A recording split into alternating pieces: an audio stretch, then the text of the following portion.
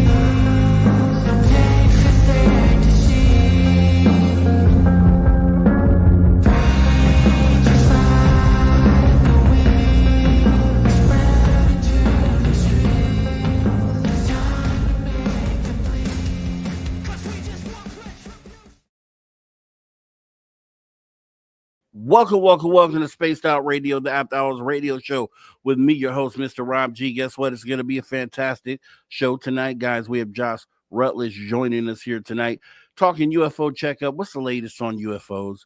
Just taking a look around the community, around the news sphere regarding UFOs and trying to figure out what's going on lately here. What do we have looking out in the crowd? Let me see who's come in and got the gold medal positions tonight. It looks like Kitty Catty Whack, courtesy of Kitty Catty Whack. We have Mel WD-40 with the gold. Whoa, okay. Kitty Catty Whack with the silver, Kurt M with the bronze. Appreciate you guys coming on in and bright and early and grabbing the medal positions. Also, Andrew and Gnomes Trucking. Appreciate you coming on in here tonight. Dave Nornberg, appreciate you showing on up to the show here tonight. We got Roger Murray, July 19, 1952, Air Force General Stafford, live press conference, UFOs over Washington, D.C. And we talked about that last show. It went on for a period of time. So back in 1952, this time of the year, right now, it was still going on. Wrap your mind around that as we get further down the list here. Who else is shown on up? Lil Cam 51's present, definitely. And Mel WD-40, he came in with the gold, but he also got us lubed up for the show. We want to make sure we say that as well. The Jaquetta is in the building. Thanks for coming on in as well. We have Night Drive, iWatch, Baywatch. Appreciate you coming in. Frankie B in the building. Thank you for coming in, Frankie B. Road Flare. Hey, Road Flare. Thanks for coming in. Lars Jansen, please. Thanks for coming on in to the show here tonight. We got the Astro Pope. Appreciate you showing up here tonight. So we have Delilah coming on in. Thanks for showing up. April R. Coleman saying greetings. Thank you for coming on in, April. Appreciate you showing up to the show tonight. Wes W. Decker. Thanks for coming on in, sir. Appreciate your love and support. Also, Amanda's Crazy Life channel. Thanks for showing up to the show. Kurt W75. Thanks for coming on in. Think we got to get the podcast started, and I'll get to the rest of you. I promise. Super Crazy Movie Gig. We do want retribution, though, for sure. Let's start the podcast side real quick. Welcome to Spaced Out Radio, the After Hours radio show with me, your host, Mr. Rob G. It's going to be a fantastic show here tonight. We have Josh Rutledge, podcast host, UFO researcher in the building, talking UFO checkup. What's the latest on UFOs? We'll figure that out and talk tonight as we do that for hours 1 and 2. Hour 3, Steve Stockton tells untold missing person mysteries. Guys, let's go.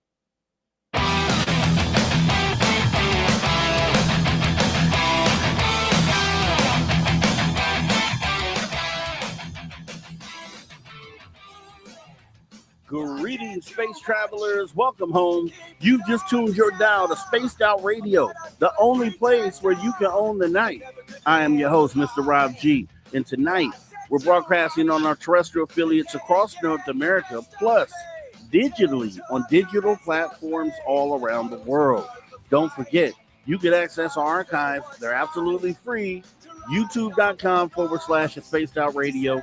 And hey, while you're there, please consider hitting that subscribe button. Also, don't forget to follow us on X and Instagram at Spaced Out Radio and at Spaced Out Radio Show. Our website, spacedoutradio.com, where the options are endless. You can stay up to date with the SOR Newswire. You can get yourself some official Spaced Out swag. Plus, you can rock out to the man you hear right there, Mr. Ron Bumblefoot Thal, and oh, so much more. Once again, we're going to have a fantastic show here tonight. We have Josh Rutledge joining us, podcast host, UFO experiencer, talking UFO checkup. What's the latest on UFOs? We're looking around the community. There are some things definitely that we can talk about. We're going to definitely jump into that here tonight. So without further delay, we're going to bring the guy with the plan, the man with the plan, Mr. Josh Rutledge, on stage. And here he goes. Hey, Josh, thanks for coming in. Hey, thanks, man. Thanks for having me. I really appreciate it. I love it every time I get an opportunity to come on and talk really anything within the paranormal, UFO, whatever genre. So you're the guy for it, man. You're the guy for it, man. As I said before, I really enjoy your conversation and your mind, right? And I think it's very, very important that we have critical thinkers involved in the conversation. That's what I get from you, and I think we'll have some more of that here tonight. I appreciate that. No problem. As we look around the community, UFO checkup. What's the latest on UFOs? So I guess we could definitely start with what we kind of brushed on last week. And I brought up Ross Coulthart's statement. Everybody's like, oh, this old news. No, there's more. But wait, there's more. So Ross Coulthart, as everyone knows, went on his Need to Know podcast and made a statement stating, I know categorically that the Tic Tac is Lockheed Martin technology. Now he's walked it back a little bit. So Bryce Zabel had a show where he hosted a round table with various other podcasters. And at the time that aired, Ross had came back out on Reality Check during a Q&A and then kind of backstepped a little bit and said, what I was saying was, even though the statement was, I know categorically that the Tic Tac Lockheed Martin technology, he walked it back and said, what I meant was that some of these Tic Tac Lockheed Martin technology. What did you think about that after he did the walk back, Josh? Yeah, I mean, I don't know. I would agree. You know, I agree with his revised assessment. I do think that there are some, reproduction vehicles that are, Lockheed Martin or any of the other, contracting aerospace agencies that maybe have produced. I'll say what I said, the last week, and I've said to others. It's very, I think, poor judgment on his part with, the following and how he's established himself in the community to make that kind of bold statement and then turn around and walk it back. It's, in my opinion, it's of the same caliber of mistake as Lou Elizondo showing a picture of a chandelier reflection in a window. You're to so many people who are watching this closely, who are waiting for, some sort of an official statement to come out from the U.S. government, that we would classify as disclosure. Some of these folks, Coulthart, Grush, Lou Elizondo, they're at the forefront of that effort. And unfortunately, I think that means they have to be held to a higher standard. And so even if you're on somebody's small podcast show, you're throwing somebody a bone and you still have to be mindful of what you're saying, because of the message that you represent as kind of a leader in this community. That's a very true statement. Very true. And there is a level of responsibility that you have being one of the speakers out there. Now, and here's another thing, looking at it too. So I can understand someone misspeaking. I do that all the time. I know how that is, especially live. It happens. But the thing that was bothering me about it is it wasn't like a one-time statement that he made. If you go back and watch the episode, he actually reiterates this 3 separate times during the show, and he says it exactly the same way. I know categorically that the Tic Tac is Lockheed Martin technology. So I think this was a thought that happened after the show, where maybe some of the backlash coming at him, where he's like, yeah, maybe it doesn't sound right to say it like that. Yeah, I don't believe it actually at this point either. It's also very possible because of the emotion that was driving the statement that he made really made me feel like it was news or a revelation that he had just received before joining the show.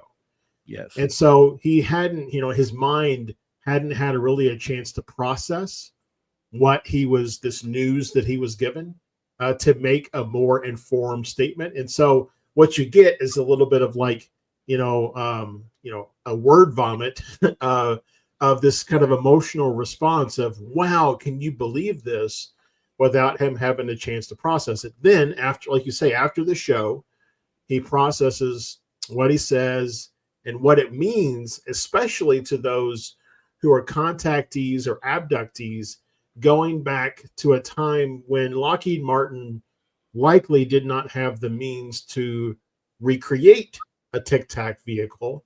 And so, really what it means to those individuals is what you're saying is, hey, you were abducted by the U.S. government. Now, I know that there are people who do believe that the U.S. government is behind most abduction cases, but for those who feel like it was not the U.S. government, his statement negated their stance. And so I think all of that, like you said, he had a chance to review it, to really think about his comments and go back and revise it. But my previous statement, I still think holds true. He as an investigative journalist should know you don't go forth with brand new information unless you've had a chance to validate it. That's the key. And that's the troubling part of this. Excuse me. That's the part that makes me feel some kind of ways, because he isn't just a podcaster or someone coming up in through the journalistic ranks. He's been a journalist, top tier journalist for most of his life. He's won all these awards for so we're not preaching anything new to him by saying this. And so it just makes me feel like less of a mistake and more of, as you said, trying to pick up on the hot topic, or maybe he really believed what it was he was being told. Excuse me. Now, another twist to this, as I just found out to listening to Dave last night, is that the Republican Party, and I don't know if that's important to even say, but part of the committee that is trying to get disclosure on the UFO subject are starting to kind of wean away from it, kind of back off of it. And it makes me feel like, as I was stating before, that this targeted misinformation may not just be happening to Rhett Burleson. As I pointed out, he was definitely someone who brought up the whole Tic Tac thing a month ago prior to Ross Coulthart. And I felt like, and I asked the question on who else is individually being targeted, and are they systematically individually targeting each person in the committee, showing them the same picture or whatever it is that they're doing to convince these individuals to kind of think a different way. It feels to me like the media or our reporters within this field, and then also the Congress members that are behind the UFO subject, are being targeted. I don't know if you see that, but that's how I'm feeling. Yeah, I could certainly see where it could be interpreted that way. But I've had the stance since the beginning, since the first UAP hearing, that this is all about a power struggle or a power grab, and that we, the community, for those who've listened to me on the show before, this is going to sound a little echo, but we, the community, are just one of the pieces on this massive chessboard that is being strategically played towards the end of, at least from a Congress perspective, towards the end of them being read in on these programs that they feel they should have oversight on, at least from a budgetary perspective. So the fact that Congress is backing away tells me one of two things. Either A, they've won, they've been read in on programs, and there's no reason to continue the public facade of their interest, or two, someone is putting pressure on them to drop it, to back away. As far as everybody who's come forward, though, the whistleblowers, I think it's very interesting that we've talked about this, but in the past on the show, as to whether or not they're actually whistleblowers because the DoD signed off on everything that they, presented as testimony. I was watching a show and they gave a definition of whistleblower that I liked. I think it might have been Jeremy Corbell. I was watching his presentation from UFO Fest up in Oregon about a week ago, and he said that the definition he gave of a whistleblower is someone who finds information in the normal course of their work and then works to bring that information to the public eye. Where a witnesser is someone who has direct contact interaction with something and then brings that to the public eye. So in the latter definition, I think that these folks still might be whistleblowers, and it still, I think, is interesting to me that the DoD reviewed everything they said and said, yes, you can go forth and say this. Now, you have to include the disclaimer that says, this is not the view of the Department of Defense, but you can still say it all, which makes me think, again, going back to a statement I've made before, are the whistleblowers just a means of unofficial disclosure? Okay. I can see that. If we're going to play in that world, because I really, at the end of the day, I always feel like nothing's ever going to come out of there. And it's just, we keep being shown different reasons why it's okay to feel that way. But, I've always said, and looking at this Congress, I feel like it's just a charade. I feel like all the public facing efforts are simply a charade, because they've been given enough information, and I'm talking about the Congress, to know exactly where things are. Like, they don't need anyone else to come forward. They don't need it, because they were given names, dates, locations. They were given everything that they need. And it seems like, and it feels like that there's some sort of buffer between Congress and the people they need to actually speak to go knock on these doors. And I feel like that buffer is not overcomable. I don't think that they can overcome that at any point, and I think it's a dead end. And are we starting to see that? Because we have a transparency committee now that the Congress has announced, and just more committees, but there's no information on what has been done with the data that they've been taking so far. So whistleblowers or not, any information that they're giving to them in these skiffs, what is happening with that information? I think it's really interesting too. And I agree with everything you just said, because again, we know that Grush and others went and they finally got into a skiff and they laid all the cards on the table. And you're right, nothing really came of or went from there.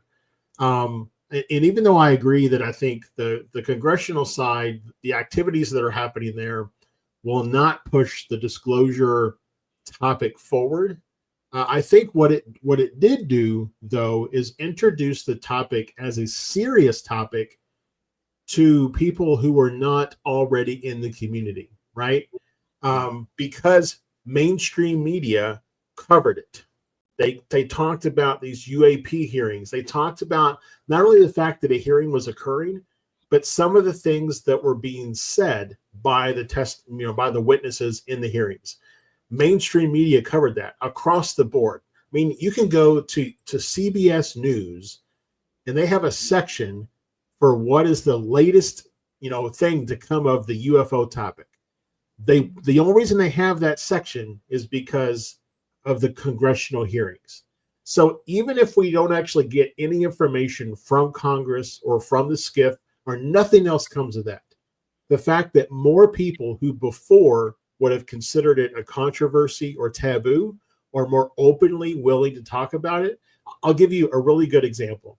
Winona Ryder, she was in what? Beetlejuice 2. She's in Stranger Things. Don't say it a third time. What's that? Don't say it a third time. Don't say his name. He'll show up on your side, though. So she recently came out in an interview and said that her and her brothers are pretty sure they had a UFO experience when she was like 7 or 8, and they were like sleeping on the roof, and they think they saw like a boomerang UFO fly over. I mean, the fact that we now live in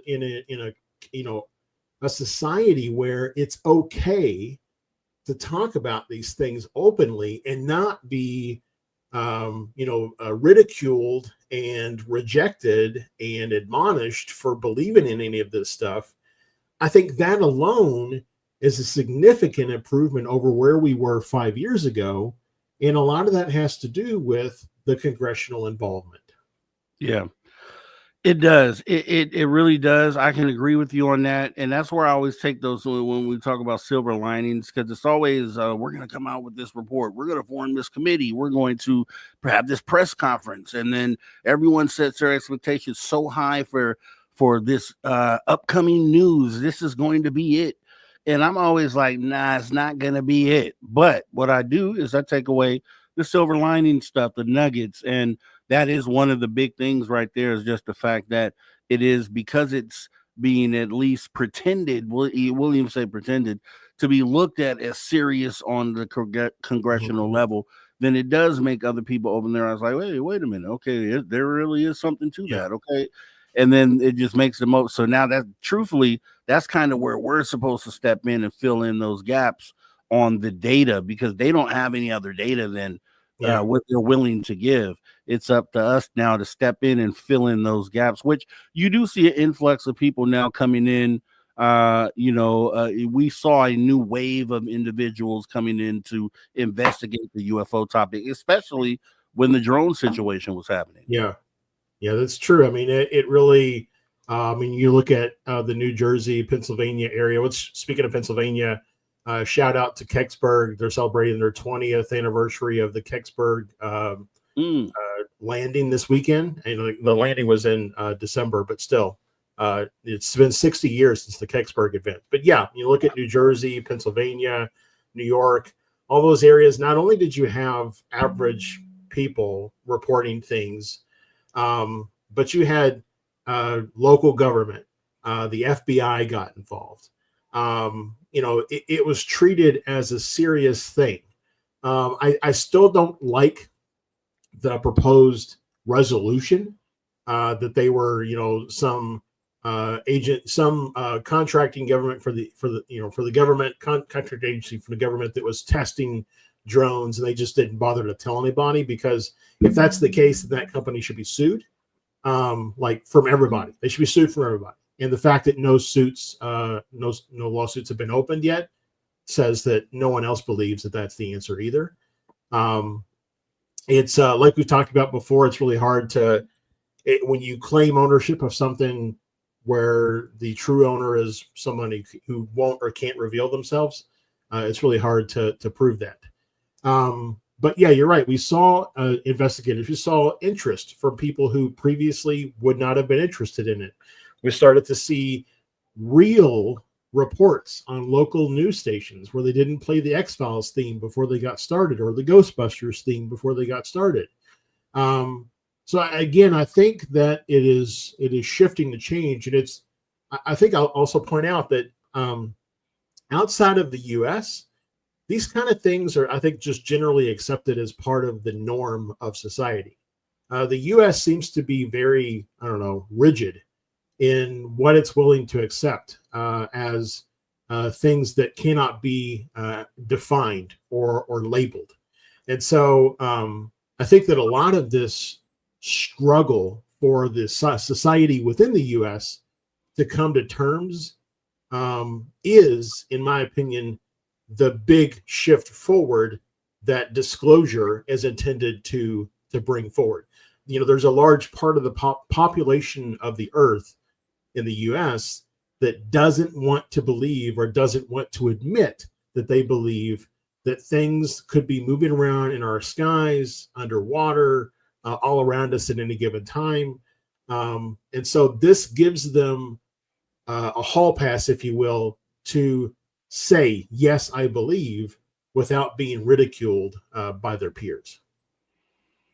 Yeah, I can agree with that. I could definitely agree with that. And also, if to kind of add to that as well is, and I'm going to go here, but I said this in the past as well, there are, as far as any moment, I won't just say UFOs, but any moment in time where you need the world to realize something at once. Like we need the world's attention, not just this group now, this group next week. We need everyone's attention at once. And when we had this whole pandemic thing happen a few years back, it was a moment that everyone sat together and said, hey, you know what? Let me rethink this. I don't know if I like the way this is structured. It was the mass exodus of employment where people were leaving their jobs. They were like, you know what? We're in a system and we're in something we probably shouldn't be in. And they broke away from those shackles. And once that passed, I was like, man, it's going to take another one of these moments where the world's attention is grasped at once, where we can make these decisions as a unit. And I didn't know if we'd ever see a situation like that. Here comes the New Jersey drones.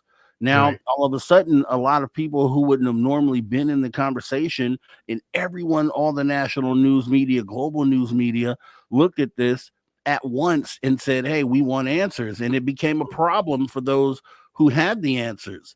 And then look at right now, because once the drone situation passed, I was like, wow, did we miss out on another opportunity to kind of maybe, even if it was not to do with UFOs, to at least slide the UFO conversation in there while we have everyone's attention. That went away. I felt a missed opportunity there. And here we are in this new moment where there's this political situation going on, which also has everyone's attention at once. And truthfully, this is another opportunity, shameless plug, to slide in the UFO subject while everyone's looking, because I feel like these moments are very rare where you get the masses' attention at one time looking in one direction. And we have about 30 seconds before we go to break. No, I agree. And I'll also say that, we had people who began looking up, just even if they were reporting airplanes or satellites.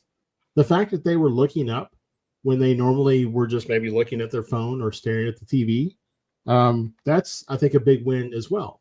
And the fact that not only were they looking up, but they were reporting it, right?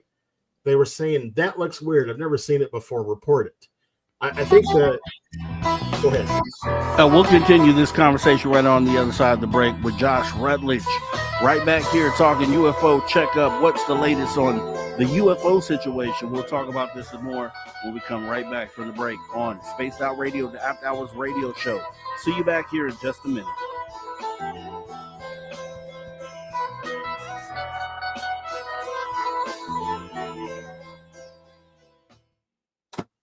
All right, we are clear.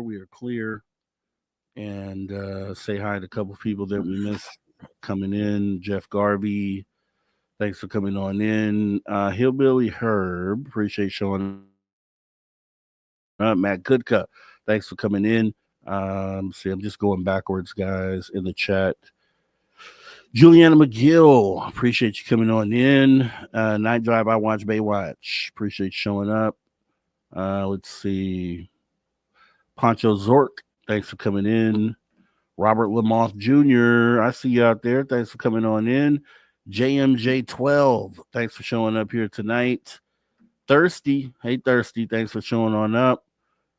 Here, Gory Tiger, let's see. flat six. A flat six. Thanks for coming in. I think we are. I think this is about where I ended at here. Yep. Wait, let me see. Yeah. Okay. We're looking good. We're looking good. So thanks everybody for coming on in. If you could, I say this bright and early. Never really do, but we'll say it tonight. If you could take this minute or few minutes we have here on this break and hit the like button on this video. Let us know you liked it or disliked it. One of the two. Just please interact, and that way we know what's going on here. It kind of talks to the algorithm, does that thing. We'd appreciate if you guys do that. Let's get it up to at least 100 for this show. That would be super duper awesome. And go to your alt account too if you have to. Just add the likes, man. Just get them up. Just get them up. Everybody's got like 10 Gmail accounts. Exactly. Spiritually Awakened, appreciate you coming on in from Compton, California. Like I said, I'm right up here in Bakersfield, so representing California. Appreciate you showing on up here tonight to the show as we get into some good stuff. And Pancho Zort has the right idea. Talking about like the hit. That's right. Like the hit the like. Dyslexia doesn't matter.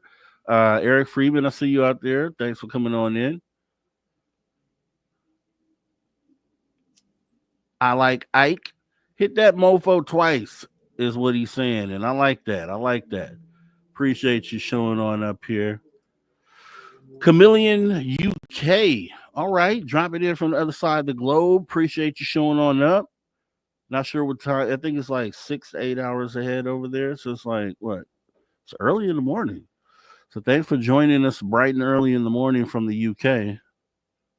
We do appreciate you. And obviously questions will be asked towards the end of the second hour. We may even push it out a little further than that. So get them ready. Get them good, too.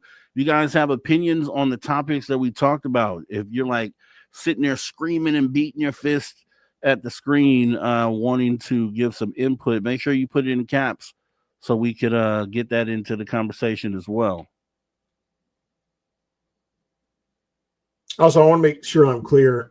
I said Kecksburg, PA, for the 20th anniversary. It's the 20th anniversary of the festival. Okay. 60th anniversary of the event. So. Okay. And the festival falls on the date of the event? No, the event was December 9th. Okay. So the festival's this weekend. Okay. Probably because PA is under snow on December 9th. Yeah. So it's not a very good time to have a festival. So. That's what I'm saying. Thank God for being on the West Coast. I don't ever have to deal with that mess. I feel sorry for it. I mean, it's beautiful because there's beautiful things out there and stuff definitely to go see on the East Coast, but I don't know how they deal with that weather. I just can't understand. Right now, the 115 plus temperatures in Phoenix, Arizona are not great. So right. That's the handoff. But would you? I don't know. Would you deal with shoveling snow a few months out of the year, but not have to deal with the super hot temperatures, or would you deal with the super hot temperatures so you won't have to shovel snow? I don't know. Maybe I'll just move to Sedona, where the average temperature in the summer is 90, and then I don't have to do either. Or you do like you do like the retirees, right? You get two locations where you can fly south for the winter. That was the smartest thing. And they're just doing what nature does, but that is so smart. Why be stuck in this area if you don't have to be? I mean, there's a lot of snowbirds in Phoenix, so yes. Yep, but I had a chance to move outside of California. Well, I moved out once or twice before, and did not like it. It was totally horrible. And recently I had a chance, and I was like, no, I just can't do it. Because you look at it, this is a destination state. Like, a lot of people are trying to come here. Like, why would you leave the place that people are trying to come to? It just doesn't make sense to me. So that was my thought process when making my decision. But we got about 10 seconds left here. Yeah, so when we come back, I still got some things to talk about, the Lockheed Martin thing. So yep. Stay on a little bit. All right, everybody, welcome back. Spaced Out Radio, the After Hours radio show. Jumping right back into the conversation. We have Josh Rutledge, UFO experiencer, UFO researcher, podcast host, talking UFO checkup. What's the latest on UFOs?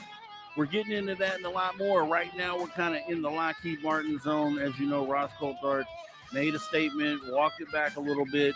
We're kind of going through that right now as we jump back into the conversation. And Josh, you did have something to add on the Lockheed situation. What did you want to say there?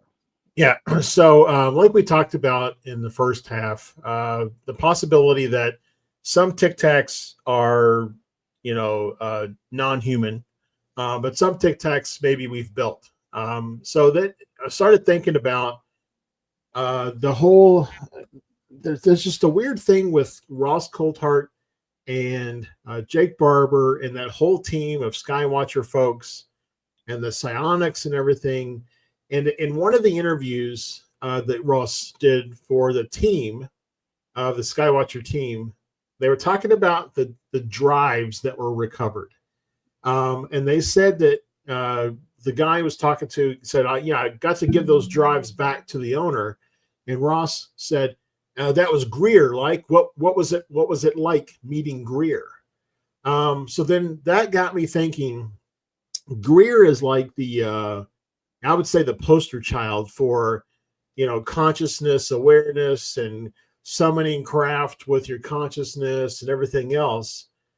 What if Lockheed Martin is able to recreate the Tic Tac, but they can't fly it because it needs consciousness interaction to fly it?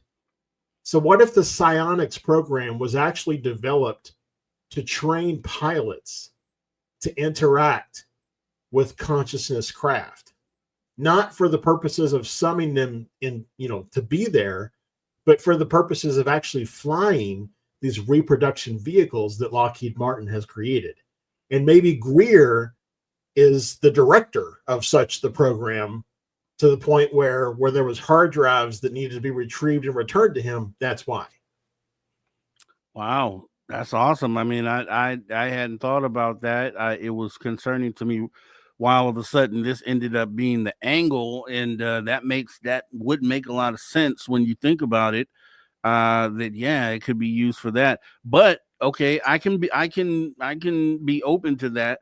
But I don't think Lockheed Martin is building consciousness craft. That's the thing that I can't marry myself with. I don't think that and it just goes back to materials. Like, we have certain materials here on Earth that may not be present on other planets. So there's things that we build right here on Earth that are everyday items that if we took this to another planet, they could not build because they don't have the minerals and resources. So so maybe Lockheed Martin isn't building them. Maybe they're just retrieving them, but still they can't fly them because they're consciousness driven.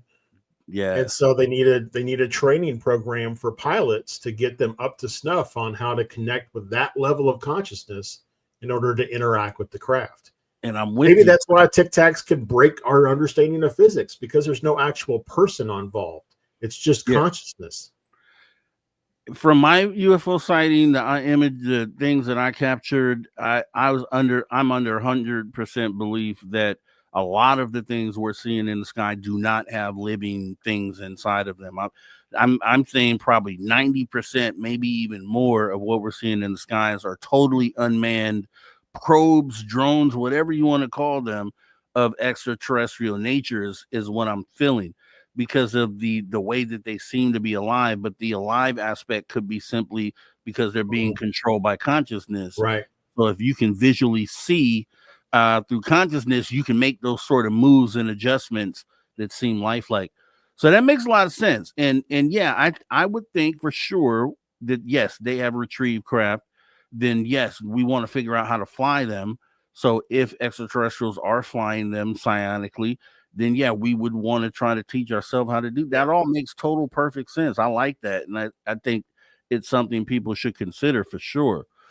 But the thing with that is that, Ross Coulthart, I don't know if Skywatcher, I mean, what you said makes sense, but getting into Skywatcher and the whole thing that Ross is doing over there were some questions I had, like something, it seemed like overnight, which is good and bad, but it seemed like the shift went from let's report on the stuff that we feel is pertinent to the conversation and more likely to get this looked at by Congress versus getting into the like wooey side of it, which it seemed like Ross did kind of overnight. All of a sudden he's interviewing experiencers, which is what we've asked for, which is a cool thing on the surface of it.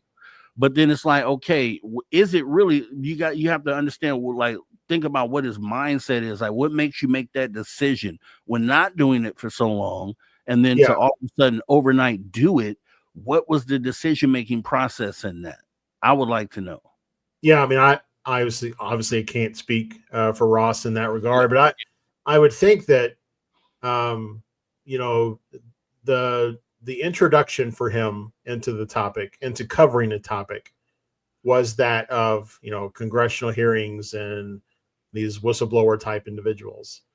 But just like as soon as you had your experience, or as soon as you saw some piece of information that really had made you have an aha moment, it's like you're all of a sudden drinking from a water hose, or what's the term? Drinking from a fire hydrant. And as soon as you can process new information or new discoveries that you make come in. And so maybe it's a matter of he wanted to give people a voice, and he's got a pretty big platform to do so. And he believed these people, and he believed the experiences they were having. And he wanted to give them the opportunity to voice them. And at the end of the day, he's trying to create a program, right? He doesn't want to be a once a month or once every 3 months reporter. He wants to create a program and a platform. And if you don't have the congressional coverage, then you have to fill it with something else. And so in comes experiencers.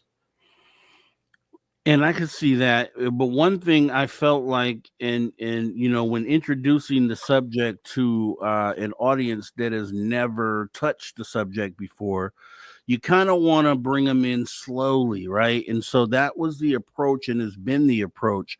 And the question was like, why would he just all of a sudden turn up the water and bring in just some of the super woo stuff? And it was like you kind of just jumped over some steps, and now all of a sudden you're controlling ships with your mind. You've already jumped to that, and it's like, let's get the basics out there first. And it's like, because it could be looked at a couple different ways. We know the stuff happens by talking to experiencers, but the people out there who are just tuning in, if they were to tune into this show right now and we were talking about people flying spaceships with their mind, what are the chances that those people disconnect from this channel and say, okay, that's too much, right? And so it feels like that if they were being introduced to that out there in the world, when you have a person who's speaking to the world, could that hurt the movement? Could that kind of dissuade people from wanting to see more?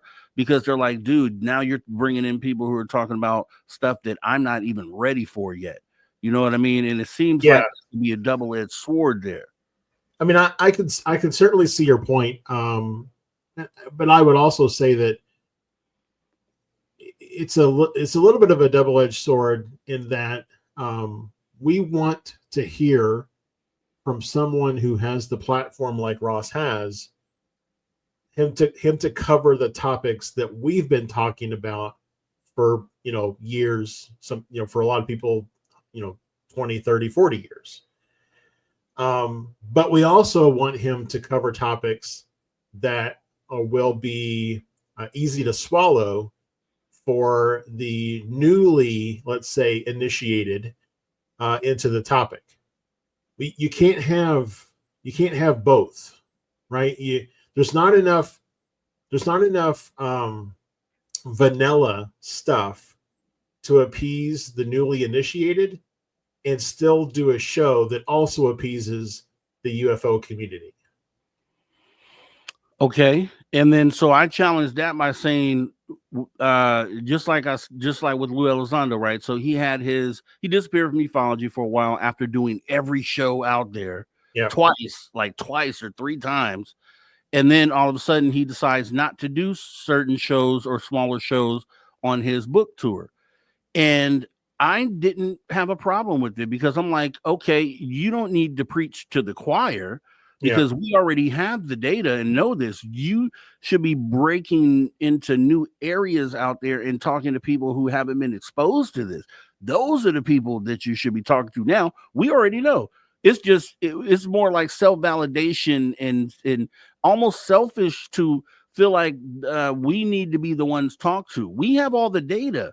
We should be speaking alongside of these people out there to the rest of the world, like filling in holes. And that's kind of what we should be doing. We shouldn't be expecting Ross Coulthart to do reality check and focus on experiencers when he's trying to bring in the rest of the world. We're trying to get the whole world on board at one time.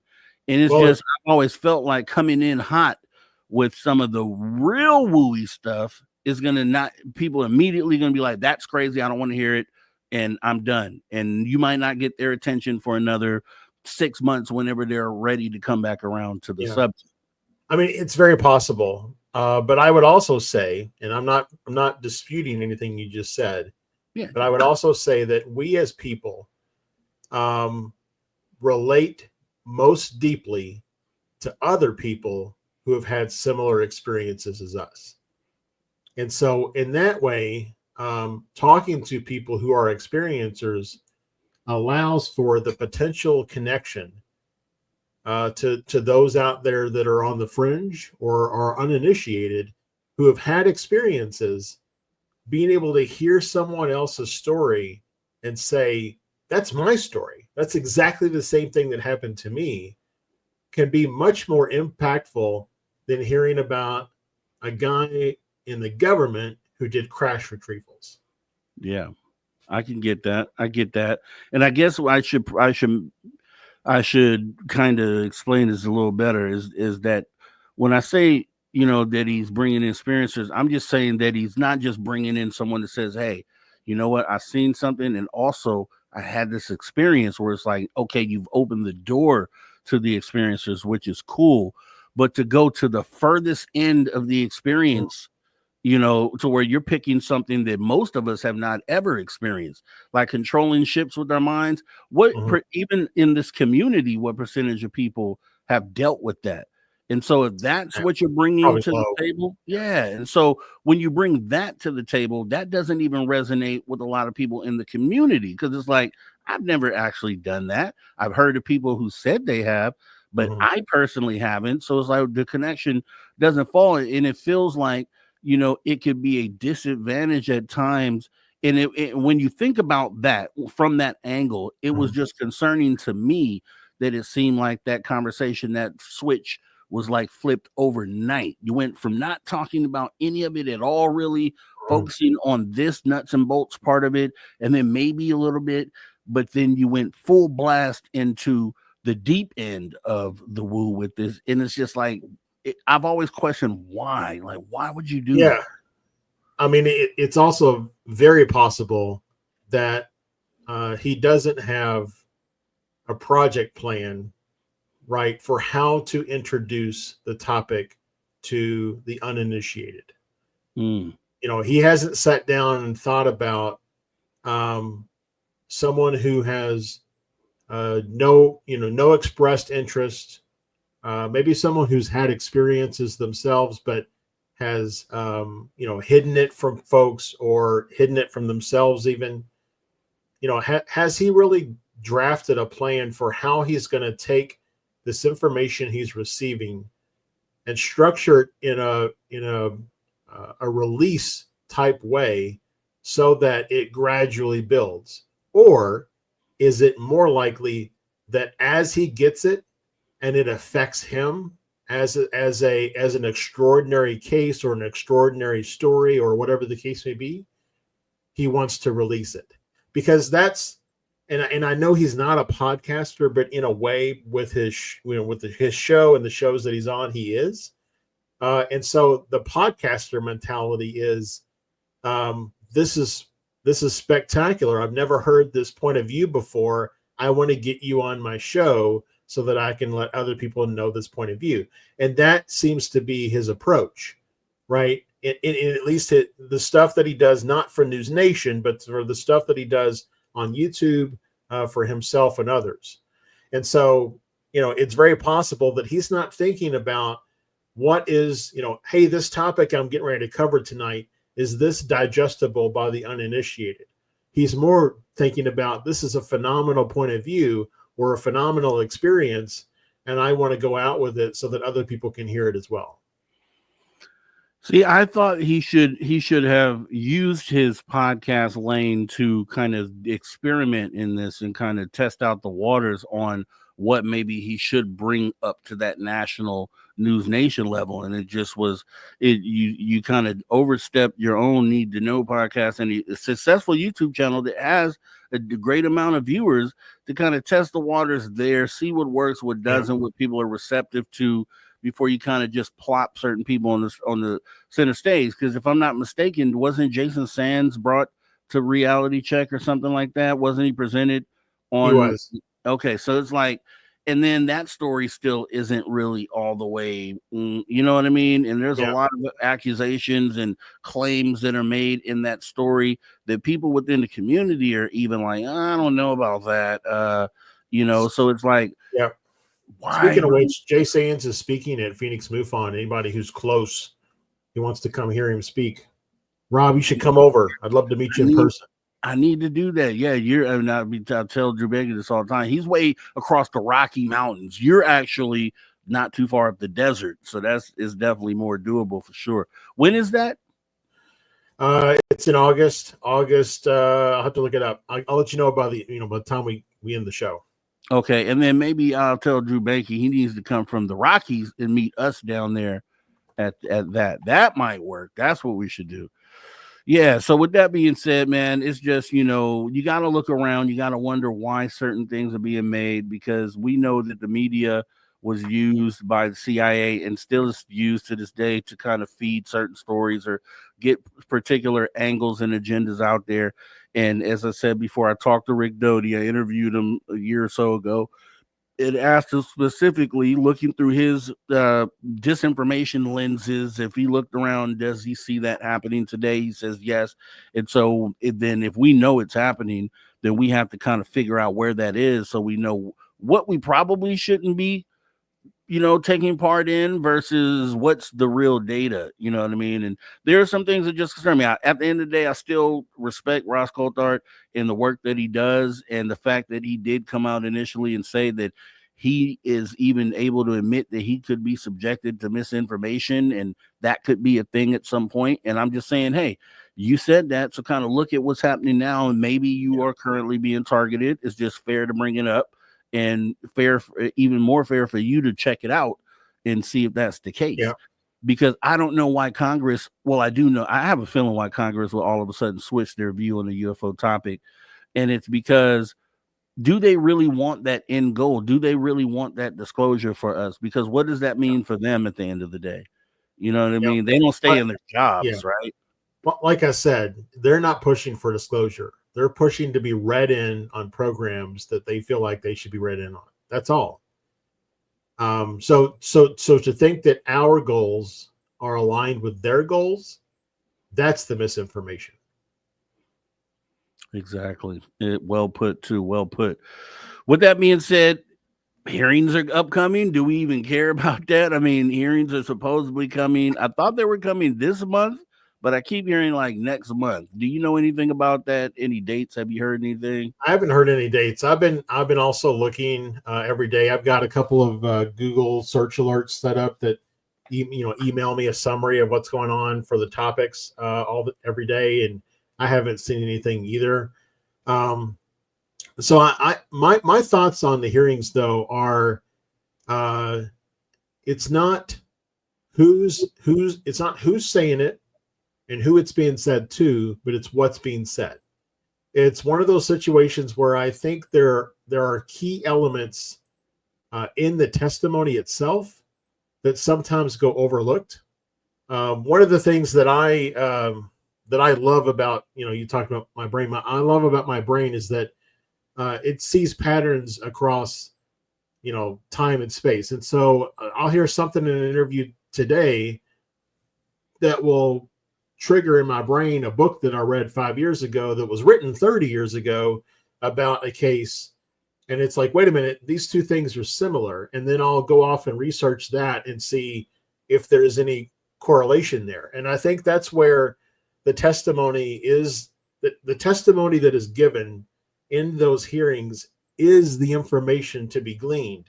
It's cool that we're getting a UAP testimony to, a congressional committee, but that's not the coolest part. The coolest part is what people are saying and what can we glean about the craft, about the potential occupants, about the way they maneuver, where they come from, etc., based on the testimony that's being given.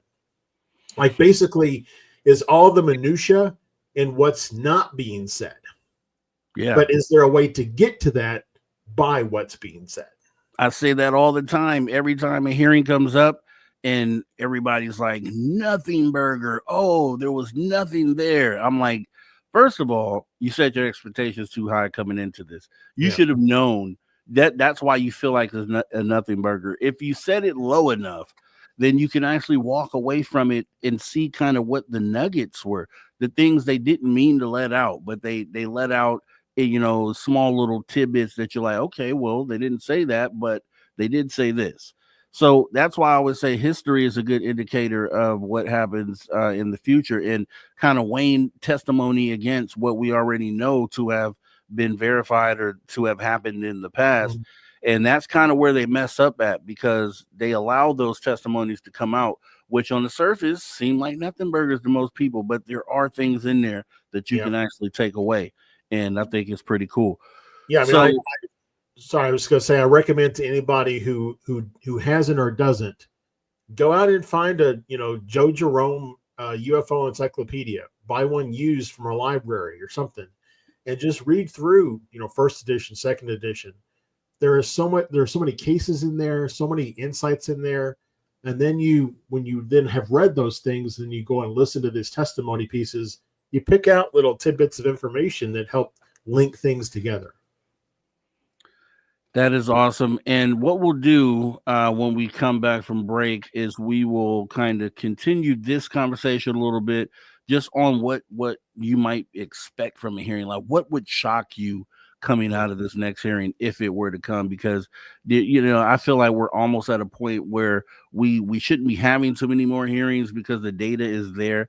But there are certain things that would kind of shock me if they were to be present in this next hearing. And we'll kind of get into that right after the break in a little bit more, guys, as we get ready to go into the hour for your questions. So make sure that you start putting those in caps. If you've put them in already, I've probably missed them. So please go ahead and put those back in, and then we will be right back talking UFO checkup. What's the latest on UFOs with me, Mr. Rob G, and this guy right here, Josh Rutledge, on Spaced Out Radio, the After Hours radio show. We will be right back, guys. Got 5 seconds, and here we go. Roger Murray's favorite part of the show is music, so I'm about to give you that. Here we go.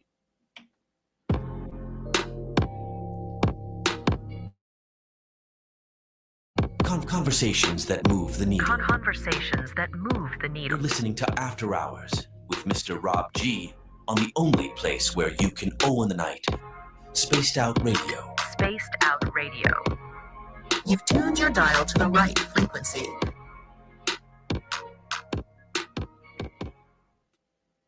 All right, we're clear, and we're back in 5, Josh. See you in a minute.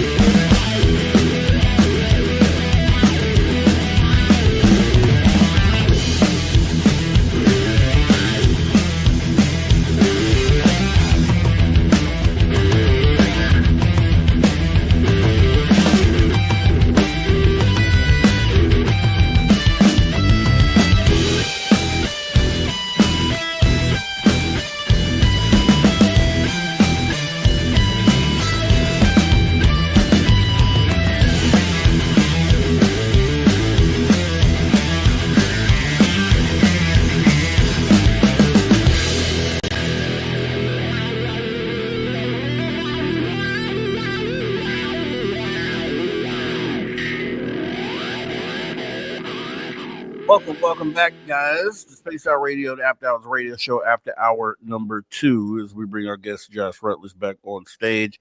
We're gonna get ready to come back from radio break here in about 30 seconds here.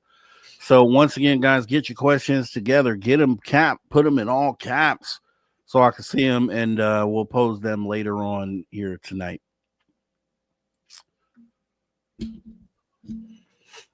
Hey, Linda, I see you out there.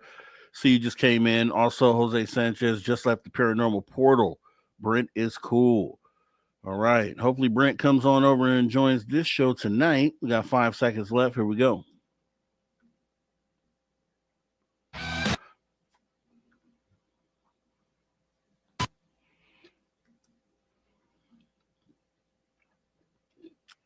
All right. Well, it's about 5 more seconds here.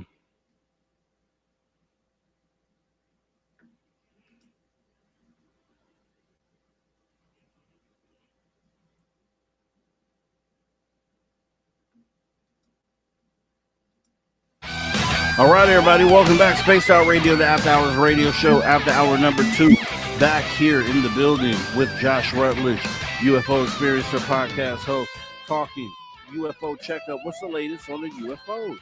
We're getting into that and a whole lot more, guys. Remember, this is the hour for questions, so make sure we get those posed in all caps, and we will ask those. If you miss any of the conversation, hop in the archive, 100% free, youtube.com/at Spaced Out Radio.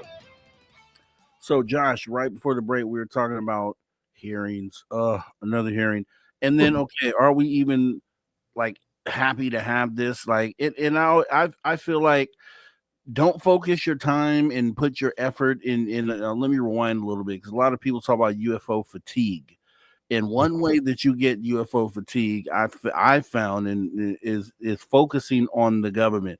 If you sit there and you play the Lucy in the football thing and you do that for 2, 3, 4 times, you're going to be UFO fatigued by the end of that. You're going to need to take a break.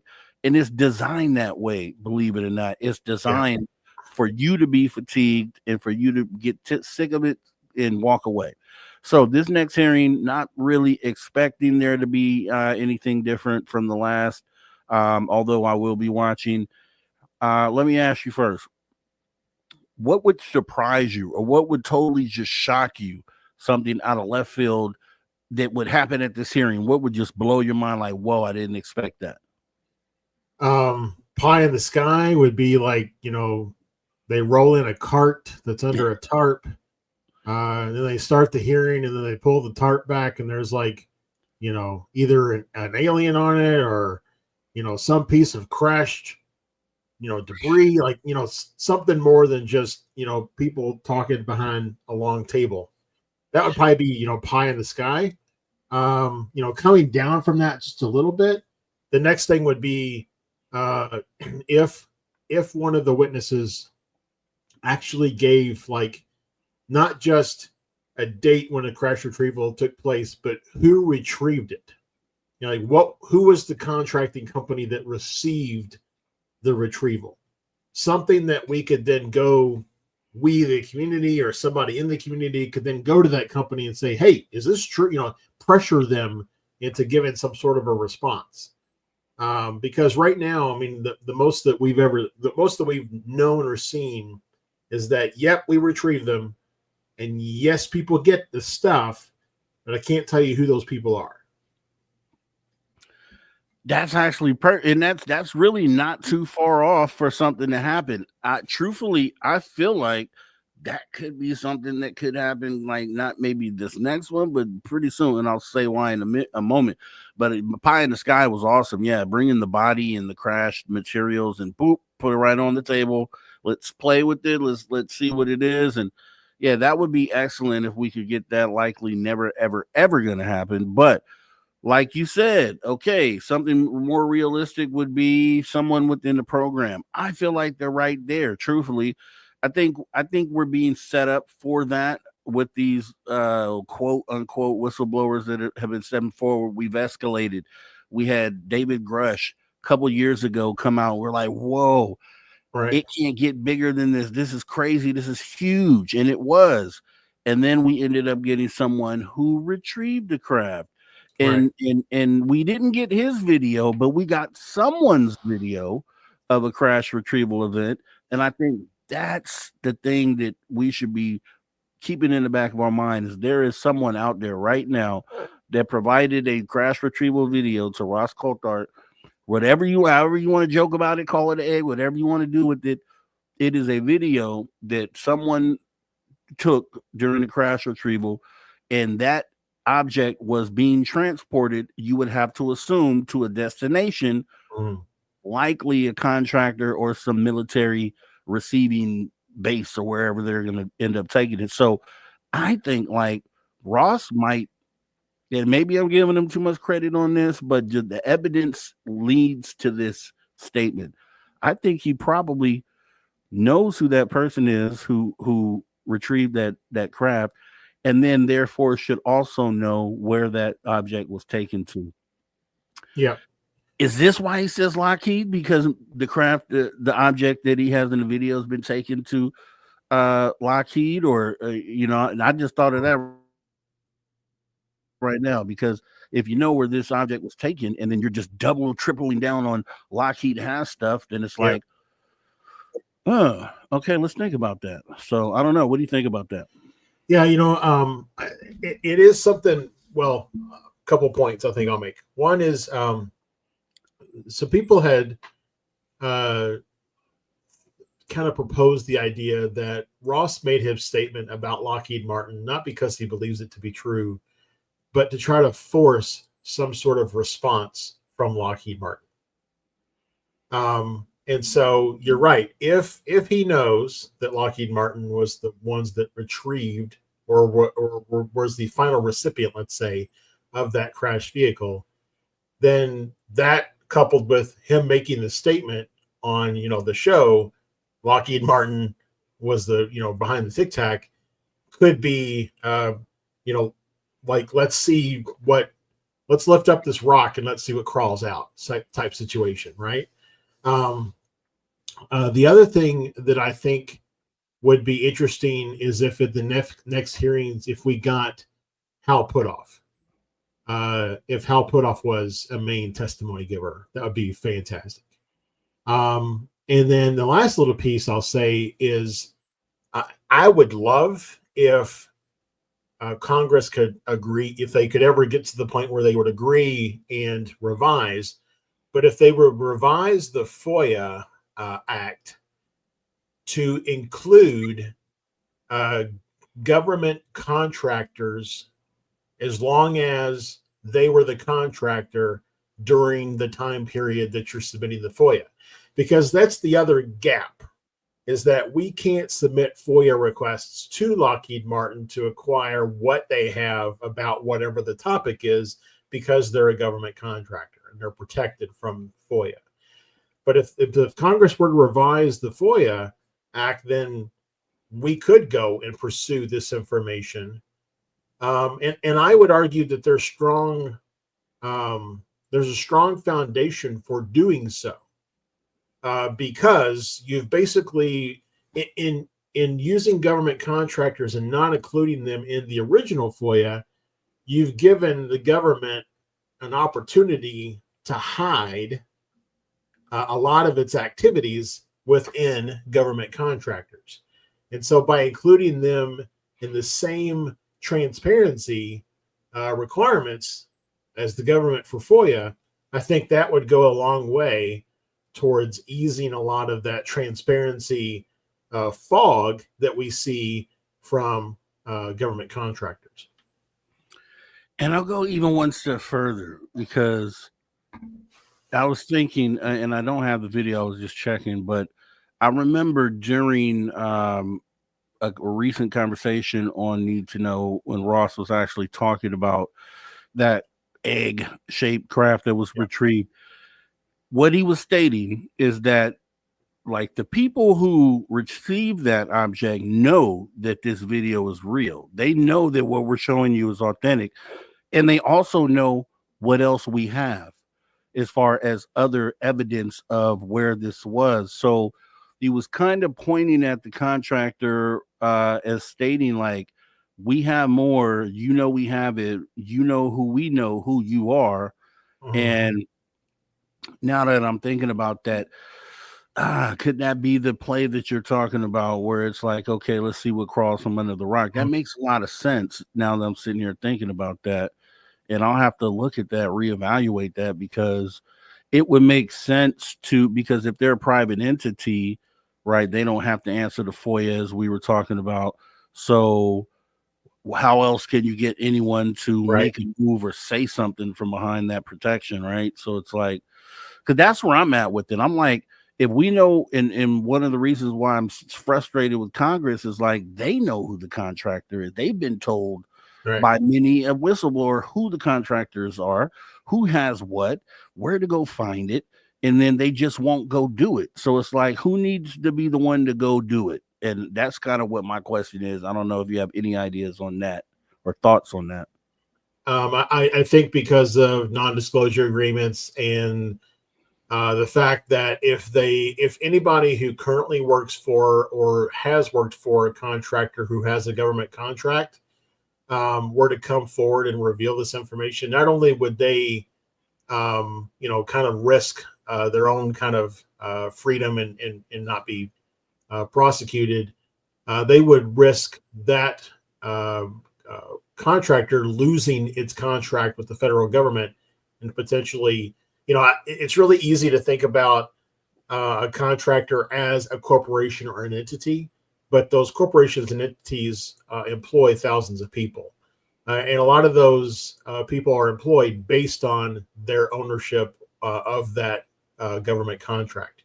And so if someone were to come forward from Lockheed Martin, let's say, and willing to go on the record and say, yes, we have retrieved craft and here's where they are and here's what we've done with them and blah, blah, blah, Lockheed Martin could lose their government contract, and that could put thousands of people out of a job. And so would you want to be the person who made that happen for thousands of people? Would you want to cost them their livelihood just so you could go on record as saying, yes, we have retrieved UFOs?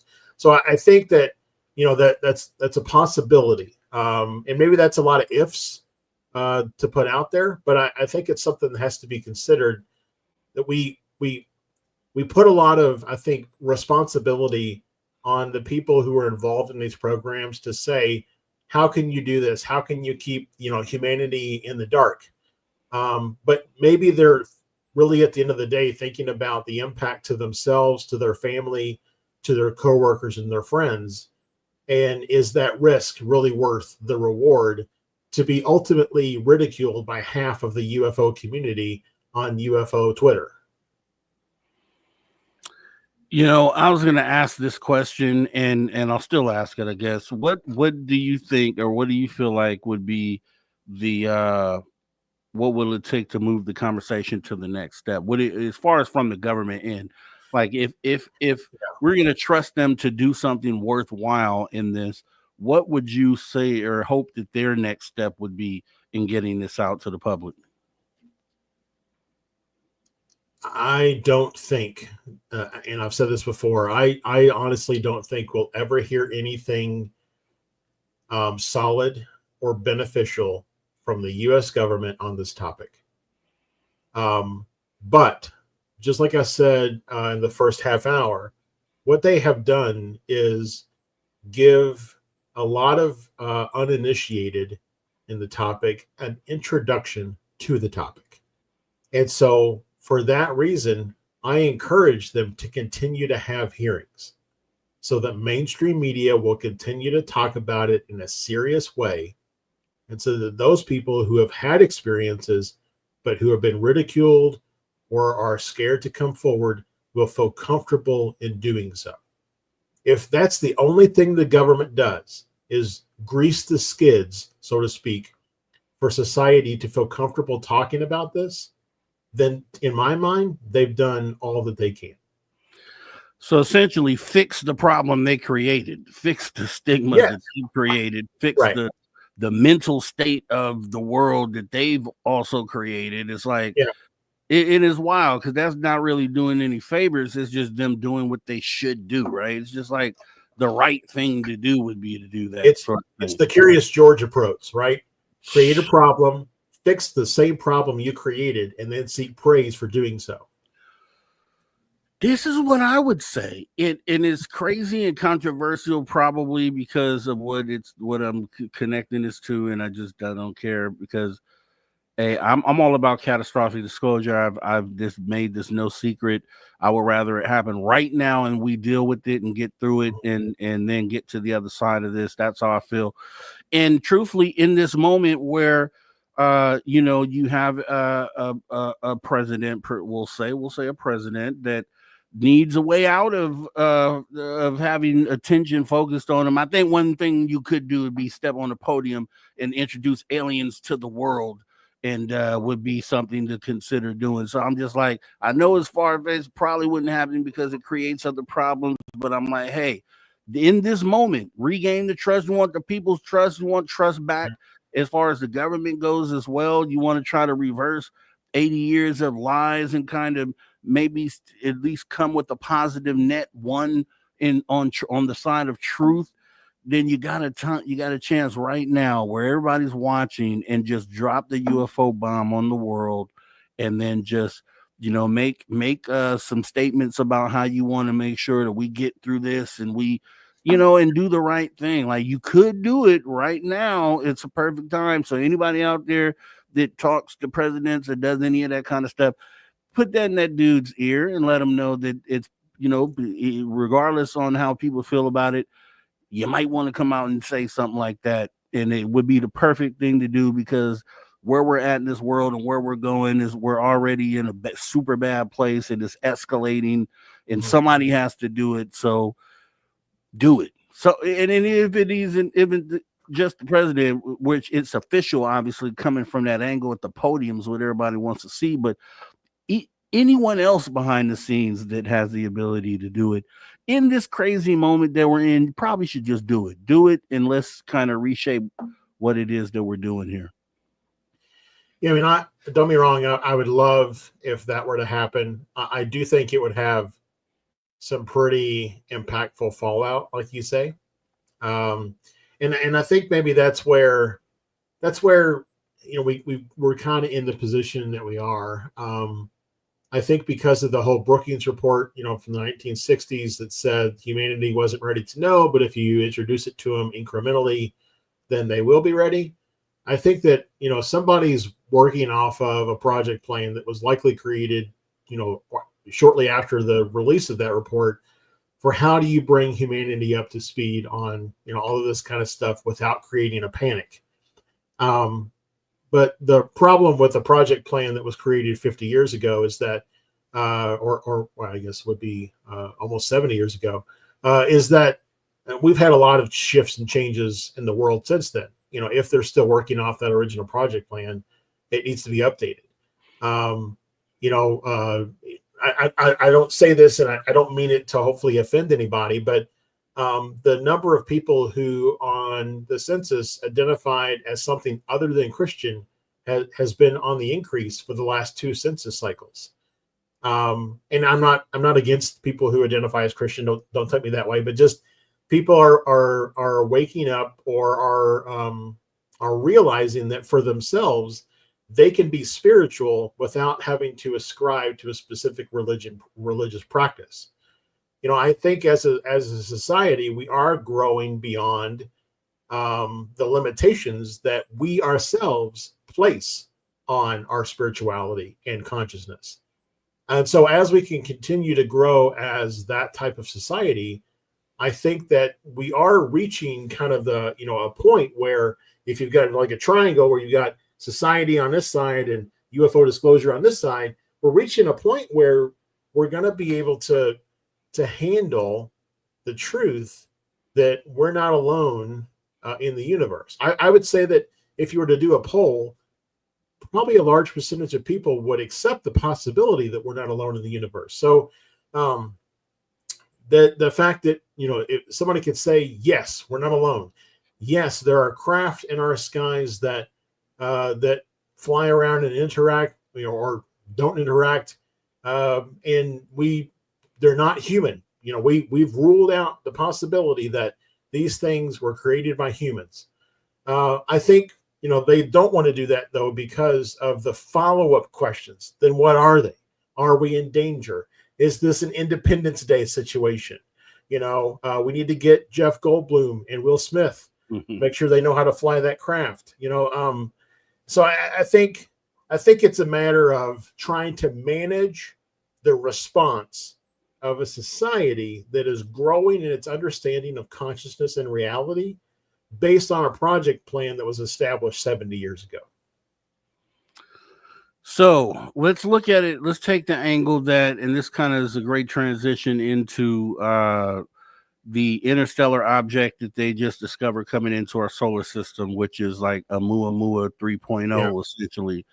So they're calling it 3I Atlas, and it has entered our solar system and is expected to kind of make its flyby, I believe, at the end of this year, like November, December. October is what I saw. October, okay. And it's flying, it's supposedly like 100,000 kilometers per hour or something like that. So it's too fast for us to rendezvous with.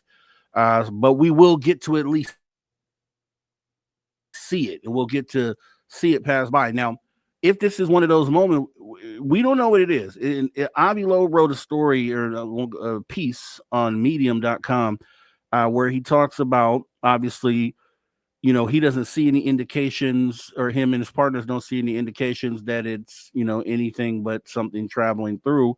But he's like, what about that small percentage? Is what we need to think about is, what if it is intelligently controlled and its trajectory is bringing it here to Earth, and just being able to be prepared for that situation. And I'm like, that's smart, right? Because you have a lot of people out there that put dates out there and they say, 2027, 2034, but there's no anything behind why they feel that way. When you have this, it's an object we see that's out there.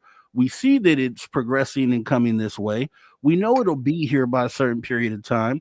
And if it turns out to be something intelligent and something that is aligned with the phenomena and has maybe bad intentions for us, then we probably should be ready for something like that. We're talking a few months where it would literally be here. They're talking about, like, from what I read, I think they said it's like 12 miles wide or 12 miles long, something crazy.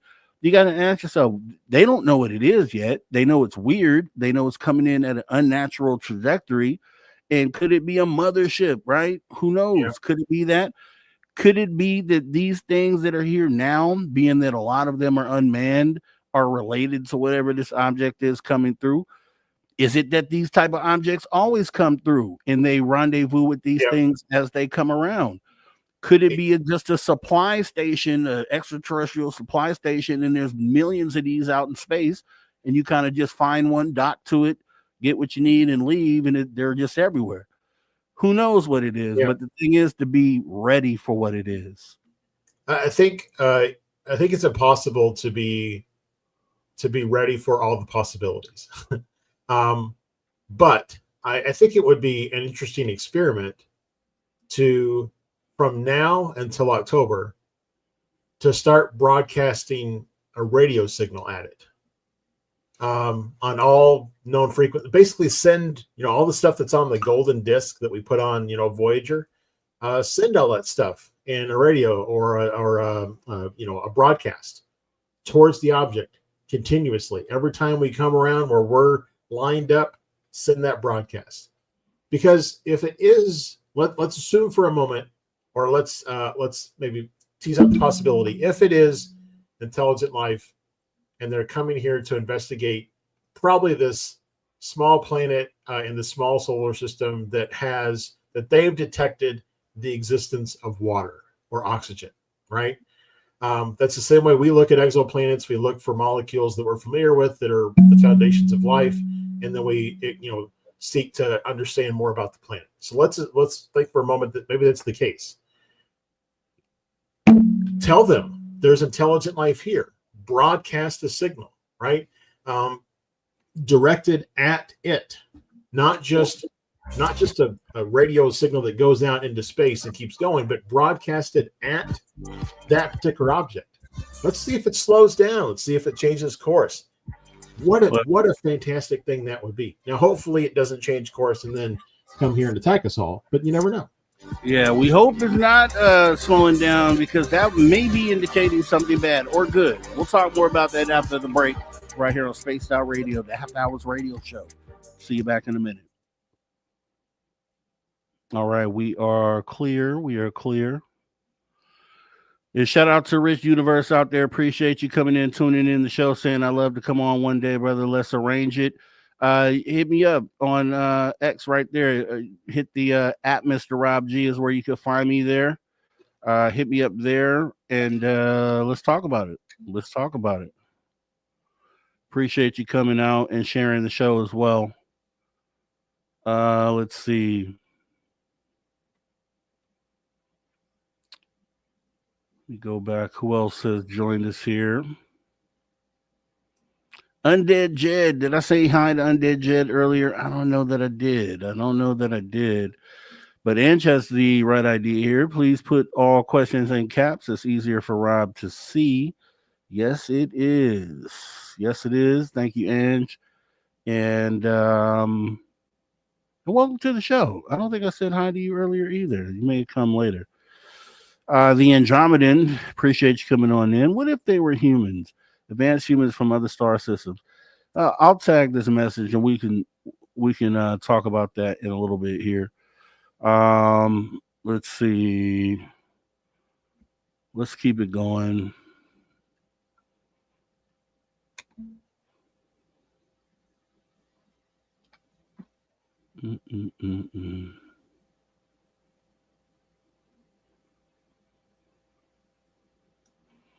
Roger Murray still dropping knowledge on us, even mid-show. That's epic. Bim Jim. Oh, he's talking to Bim Jim as well. Saying astronaut Gordon Cooper saw UFO 1953 F-86. Roger Murray is a wealth of knowledge, man. He always drops those bombs on us each and every show, but we're getting like multiple bombs tonight. Love it.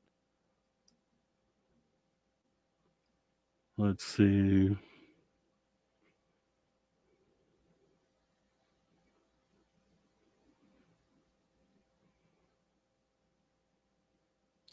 So if he was saying that to Bim Jim, that means Bim Jim is here. Bim Jim, thanks for coming on in. Izzy Beth, appreciate you showing up. Jeremy Jones, and also Jerry Carter. What's up to both of you guys? Appreciate you coming in. Let's see.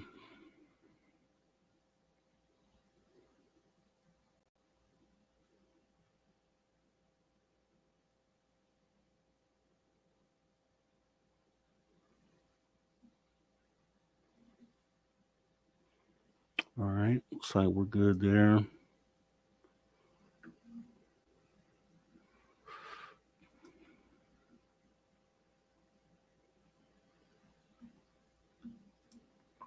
Yes, please take a moment and do this. If you haven't already, please hit the like, subscribe on right here on YouTube, and also out on social media land. Just let people know you like it. And like Rich Universe did tonight, shared. That is always an awesome thing to do. Kind of get the conversations out there, and we always have those. And right now, if you're coming in for the first time, you've come in during the After Hours radio show, which we do on Saturdays, 8 p.m. Pacific until 11 p.m. Pacific. There will not be a show tomorrow. Well, it's on edge. There may not be a show tomorrow, is what I'll say. But normally it's Saturday and Sunday, 8 p.m. Pacific until 11 p.m.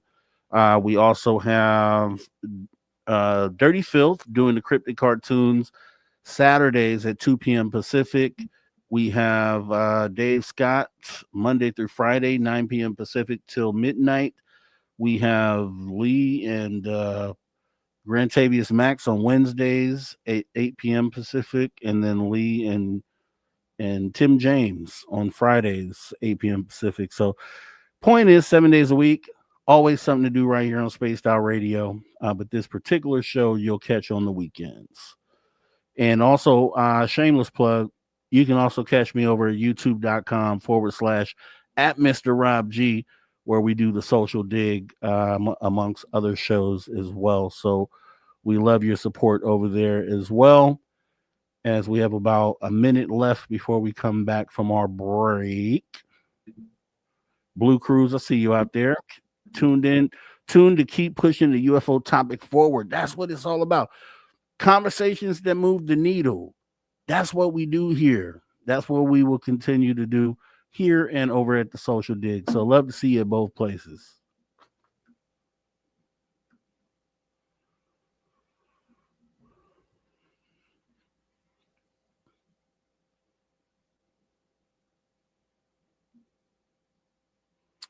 About 30 seconds left, and got a couple of your questions here.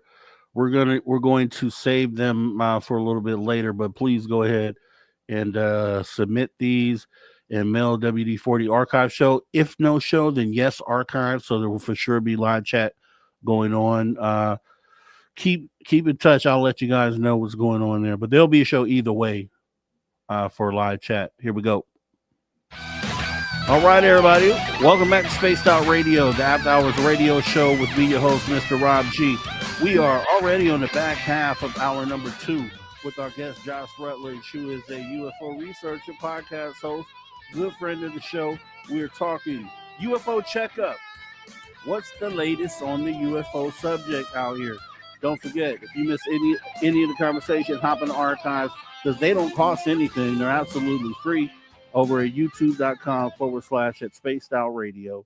Jumping back into the conversation. So where were we at? We were talking about the hearings, right? What was the last thing?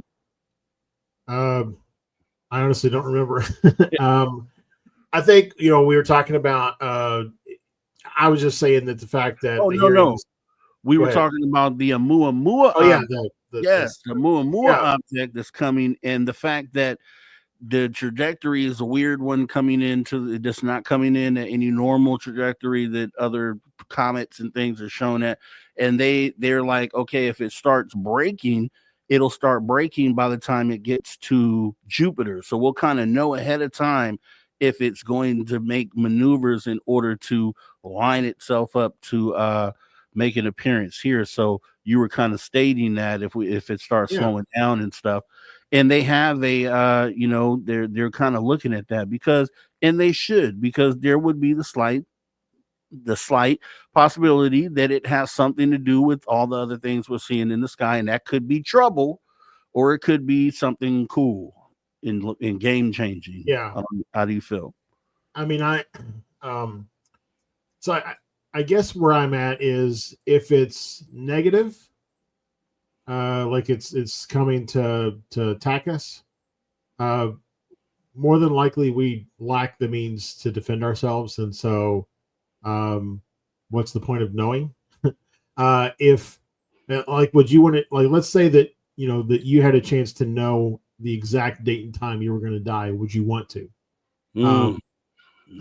Some people would say yeah, because then I can live, I could do all the things that I might not ever do if I thought I was going to live a long life.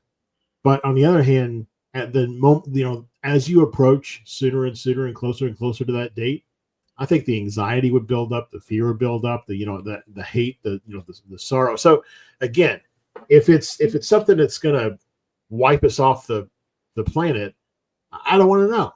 Just let them come, let them attack us. We'll fight back with our mediocre little weapons, and then let the chips fall where they fall.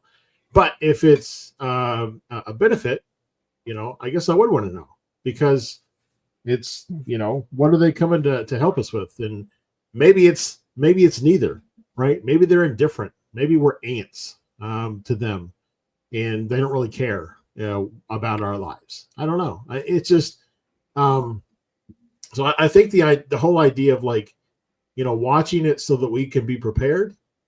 I don't know how you would prepare yourself for that situation, not knowing exactly what it's going to be. I don't know. Yeah, the not wanting to know when I die, I would not want to know the date. If you gave me time frame, sort of thing, I might be open to that. But something like this, and the thing why, like, why bother? Well, here's the thing, and here's what I'm hoping.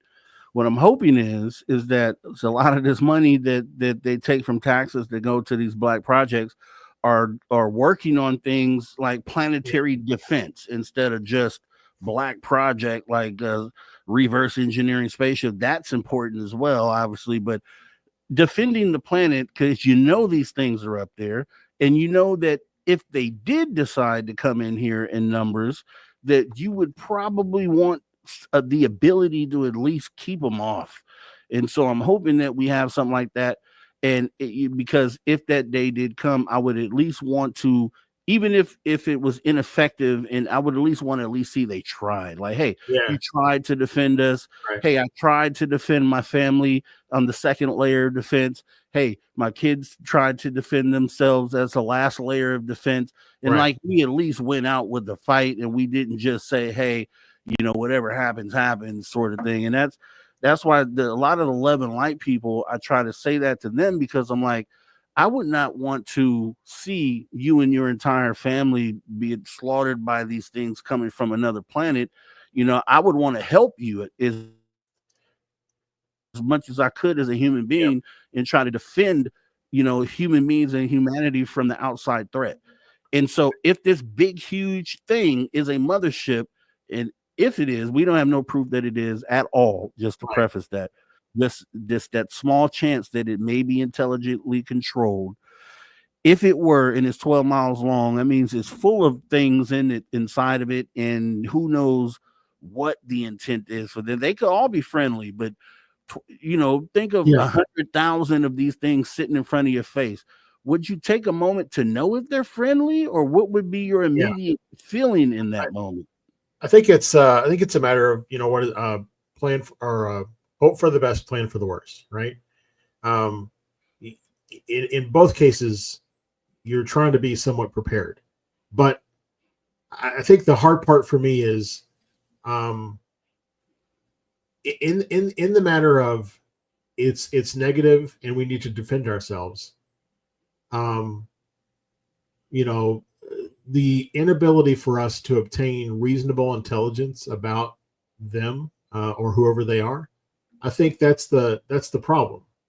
We can't know if we can defend ourselves, right? Because we don't know what they're capable of.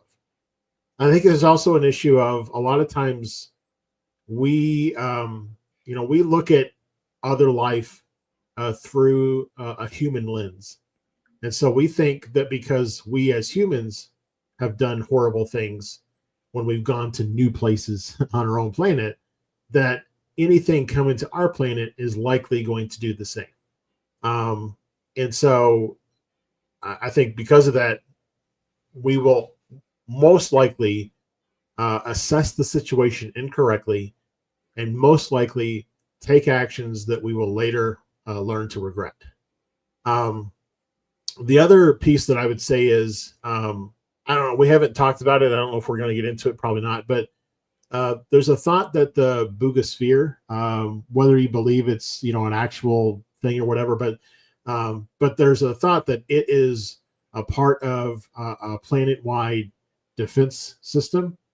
I will say that I've been to a friend's house here in Phoenix, and I've seen metallic orbs way up in the atmosphere, just kind of floating around, moving around. I've videoed some of them.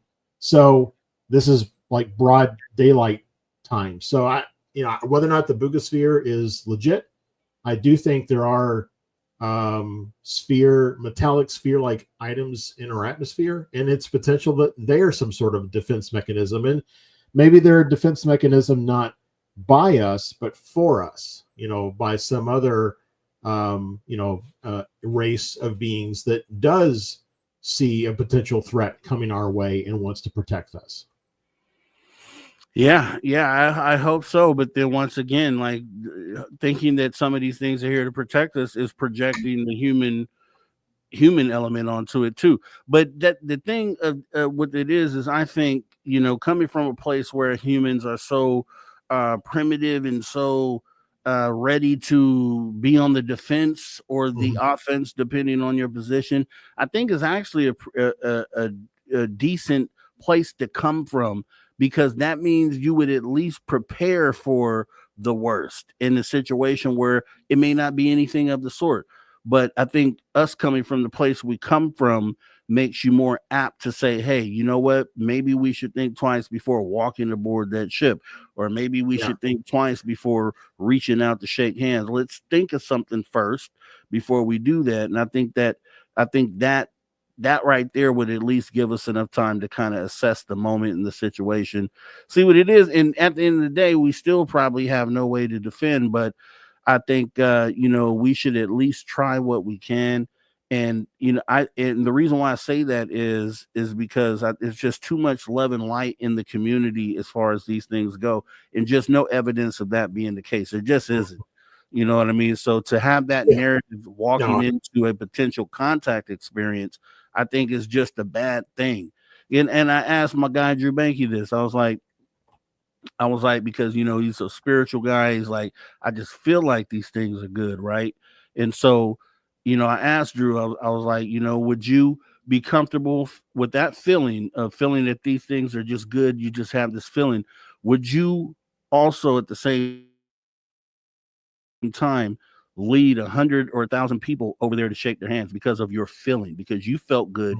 Would you lead your family members and all of them to say, hey, we don't need to figure anything out, let's walk right on over there and shake their hands? And then you walk over there and they rip everybody's arms off in front of the rest of the world. Like, would you feel comfortable leading those people into that, like that feeling you have? And you can't really, answer is probably going to be no. So it's like, why not be prepared if you can, right? I mean, I think you have to be pragmatic. I mean, it's kind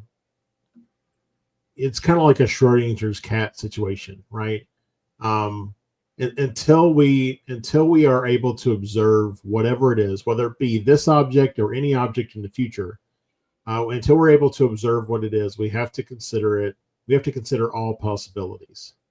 And you're right, we have to be somewhat prepared. I think where I come from a perspective of humans have not always made the best choices, is we're more likely to shoot the first one down so we can study it than we are to try to make peaceful contact.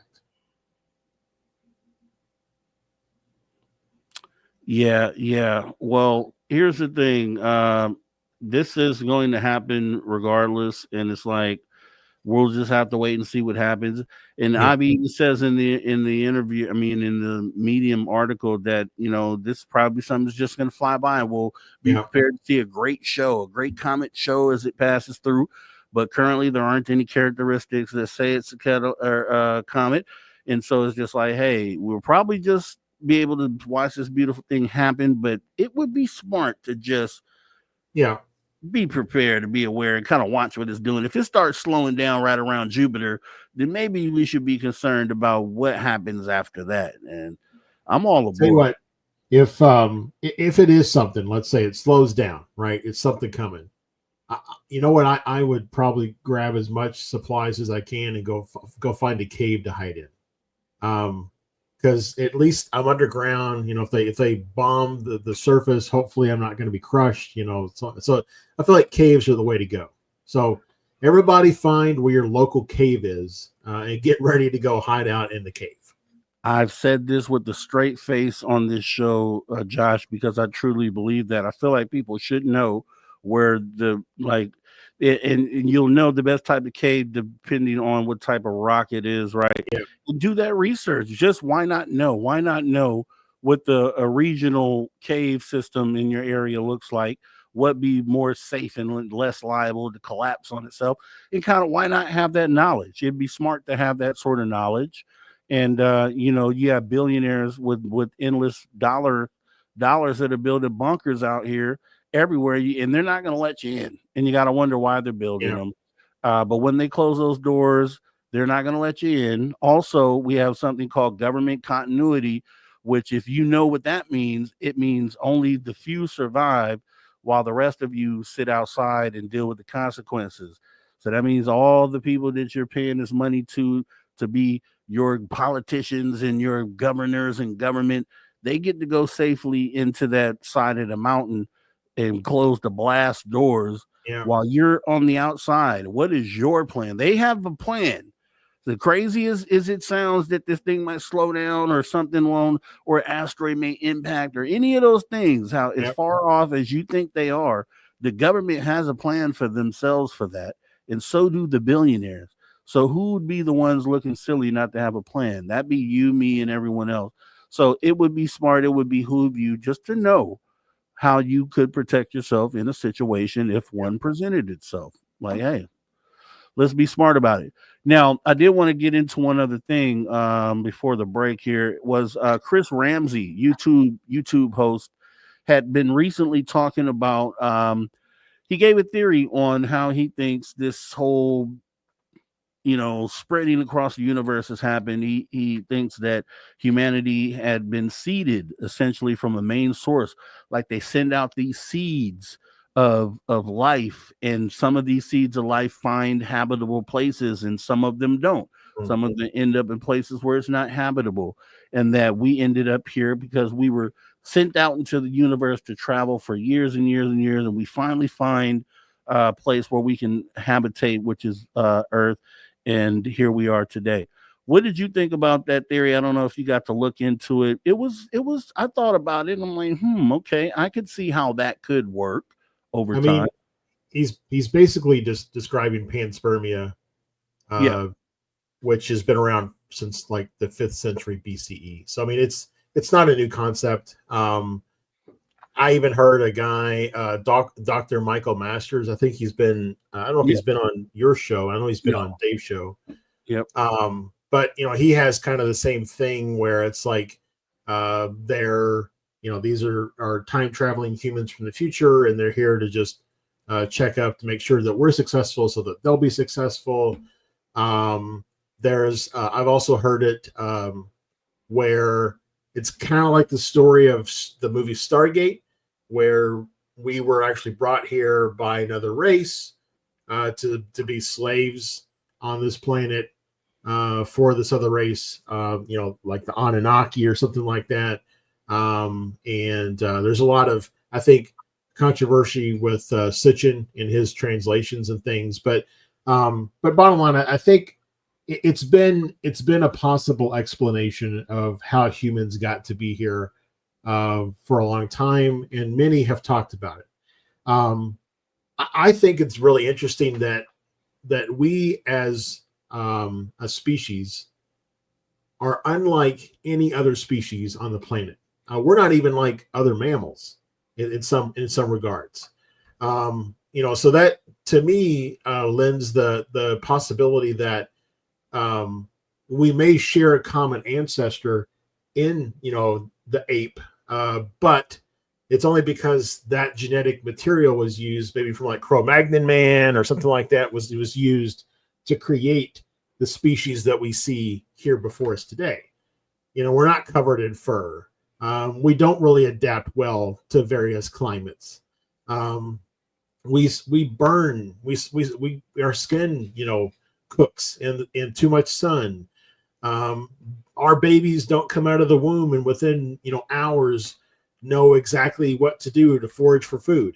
They don't squirm and find their mother in order to nurse.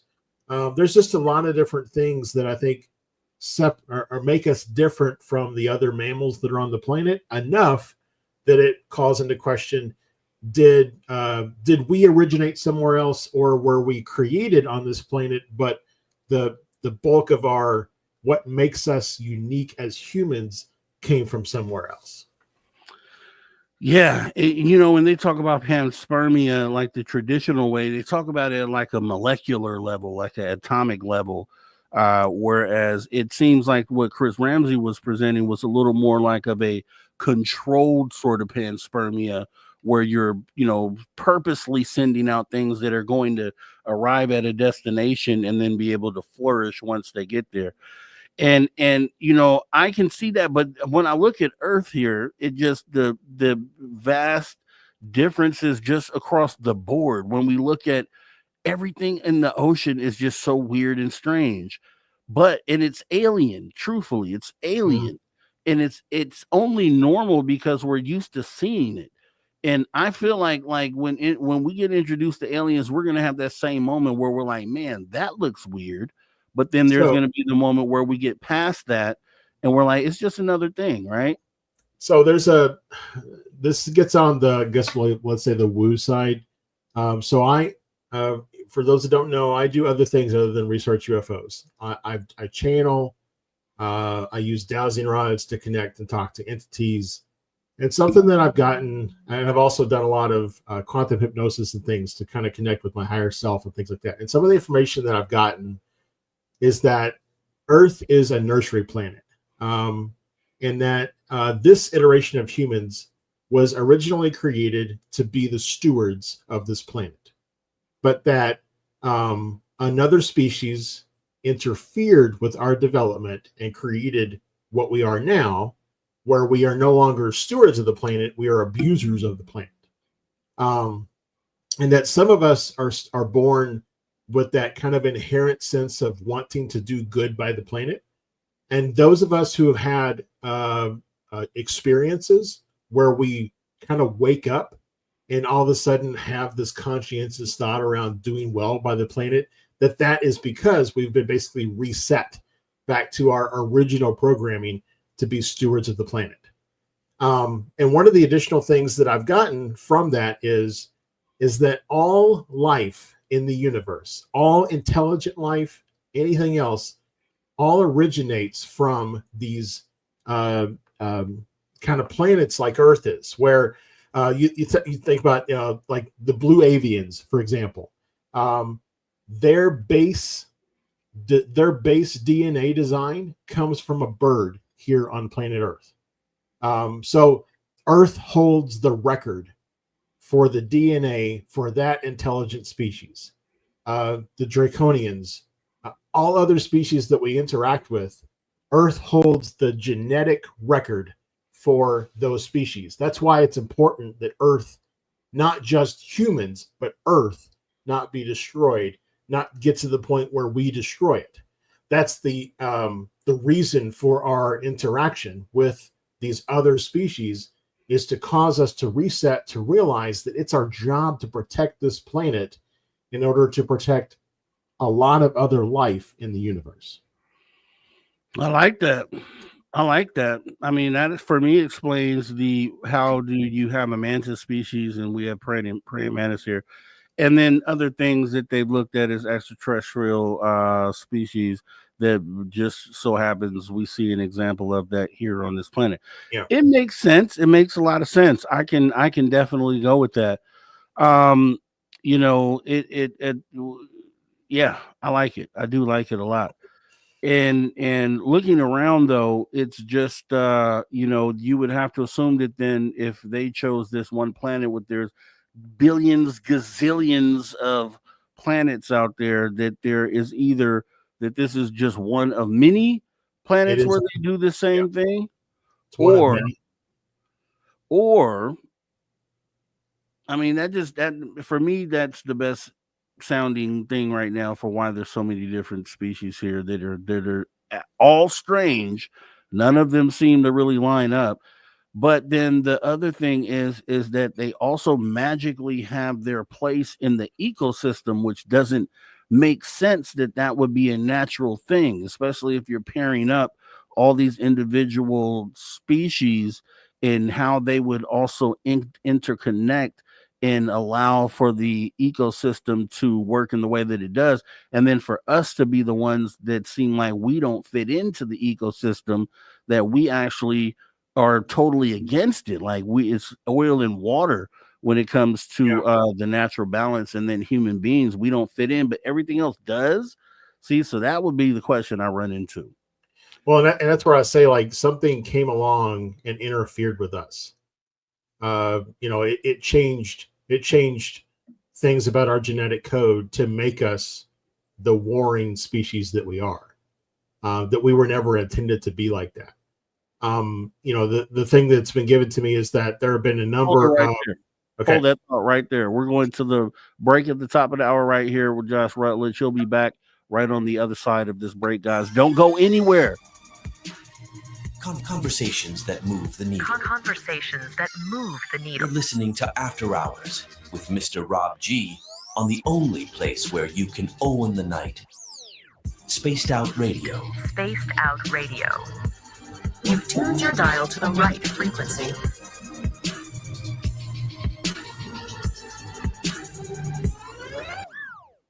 All right, off camera. See you in a minute.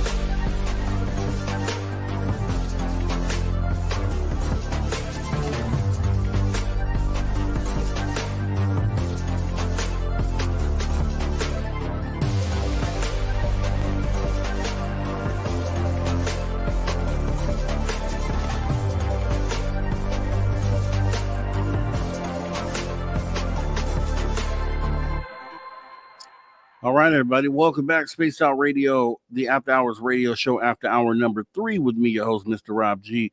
Joined back in overtime with our guest, Josh Rutledge here, getting into some really good conversation. And I know there was a comment in the chat. We have about 15 seconds left. If you could pick up where you left off, they wanted you to complete that thought. So we got about 5 seconds here.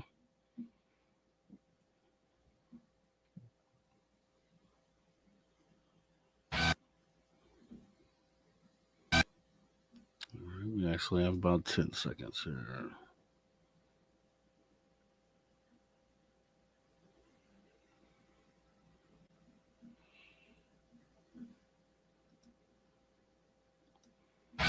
All right, everybody, welcome back. Space Out Radio, the After Hours radio show. We are back here after hour number 3, going overtime with Josh Rutledge as we get to some questions as well in this hour.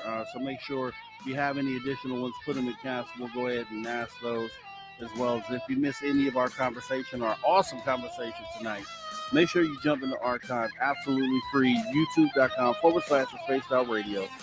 Jumping back into the conversation. Josh, leading into break, you were in the middle of a thought, and everybody wants you to pick it back up where you left off. Sure. Yeah, no. I was saying that there have been a number of huge, disasters on the earth that has wiped out almost all life. And the intelligences behind the creation of the earth and its nurturing nature thought that what was needed or necessary was a species to live on the earth alongside of the life to help protect it from these big disasters. And so that was why humans on earth were introduced in their original form. But like I said, we have now in our current form been modified to be more fearful and subservient when we're in fear, so that we can be controlled as a slave species. But we've overthrown our overlords, so to speak, a long time ago, but we've struggled to then move beyond that fear-based existence. And so that's why, like I said, when a lot of people who have experiences, when they start processing what that experience means, they usually end up in kind of the mind of, the earth is sacred, we have to protect it. It's because they've been reset back to their original makeup so that they can become that which they were meant to be, stewards of the earth. Yeah. I could see that. I could definitely see that. There's a place for that theory. I would definitely keep that theory up there. It makes a lot of sense. There are opposing theories that go against it, but then it doesn't take away from that theory still making total sense and fits a lot of the aspects of the reason why we could be here. I've looked at the opposite of that and looked at it like we came here from somewhere else at some point.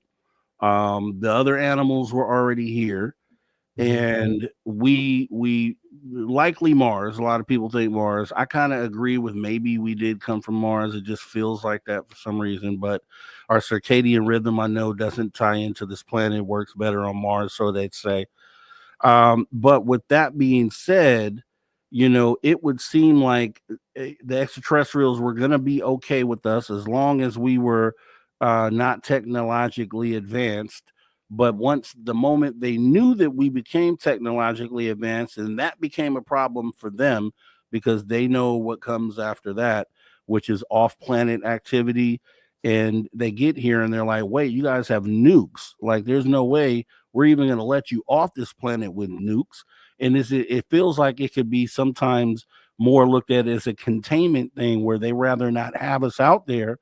So they're doing things to try to make sure that we can't, become a breakaway civilization, especially in the state that we're in right now.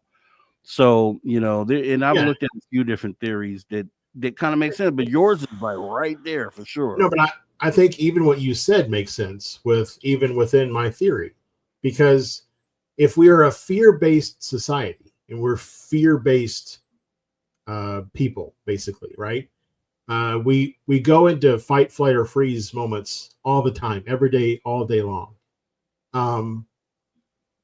You wouldn't want that kind of species exploring the solar system, the galaxy, the universe, right? Because otherwise, everything we encounter that doesn't look like us, we're going to approach it from a fear perspective. That's not how you learn new things. That's not how you incorporate new information. That's not how you form new alliances. You know what else does that? Cancer. And that's why I felt like, are human beings potentially, are we a parasitic species and we just don't realize it?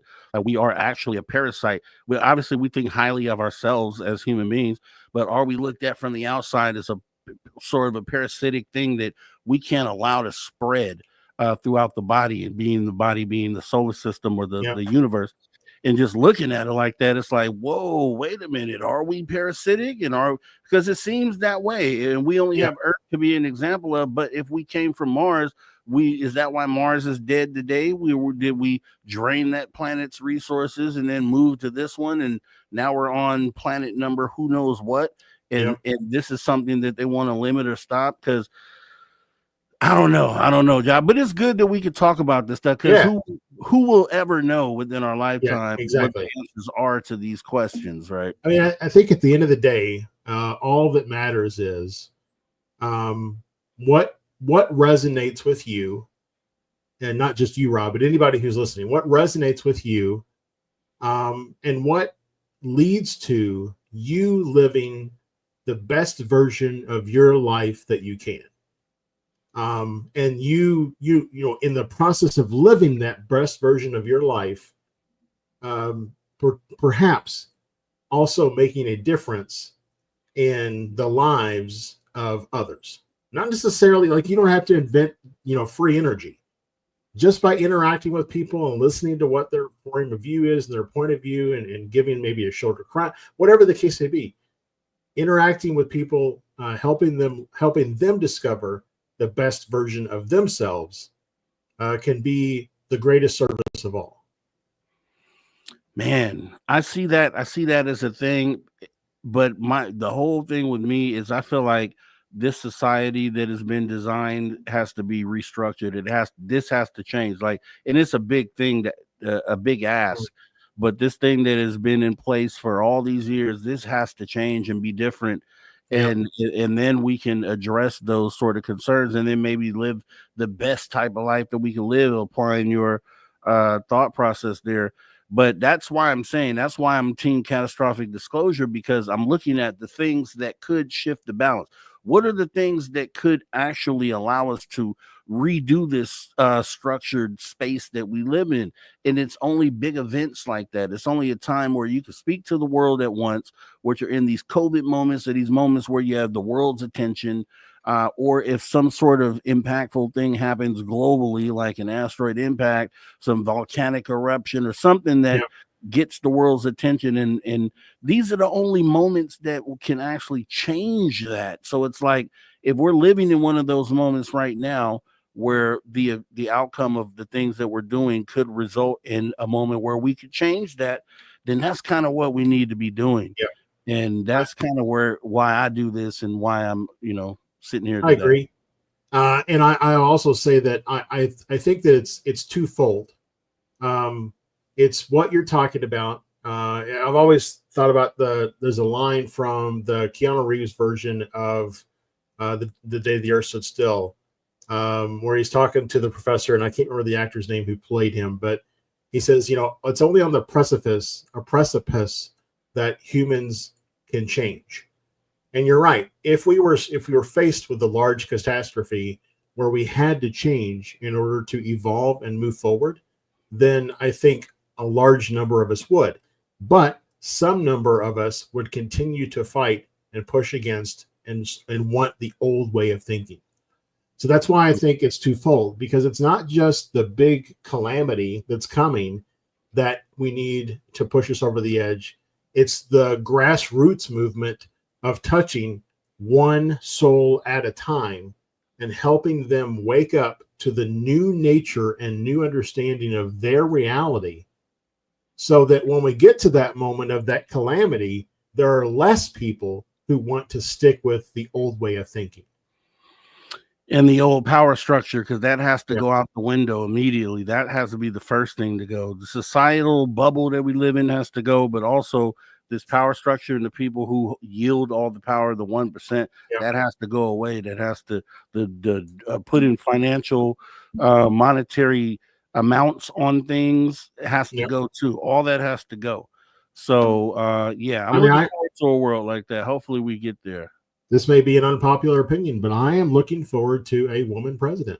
I think a woman president could make a lot of changes in the country. I can agree with that. I would take a woman president, but then I would also take no president. I would take nobody over me as a ruler, no one over me that has authority, because there should not be a case where another human being has authority over another human being. I mean, and that's, of course, you're going to have that in a household where you have mothers, daughters, kids, the hierarchy there. But outside of that, in the world, there should be no person above you in who you are. And that's what I'm fighting to get to. And that's what I would like to see. And so whatever plan we come to, prior to disclosure or even right after disclosure, and it has to include redoing this. But that's what the people holding the secrets know and they don't want. And that's why when we have these moments like now, that's with the politics going on, where people are kind of together on something, they get really scared, because that could be the new normal, is everybody is together. It could be from today forward that everyone is together, right? But they'll throw those things back out there to kind of separate us again and have us all in different sides doing different things. But people have to realize, look at what happens in those moments where human beings are together. It's like magic. It's magical. And we can all feel it. The energy runs through everyone at one time, completely around the globe. The moment that we become together and unified, people have to see that and understand that. And hopefully we can use that as a tool. It's our superpower.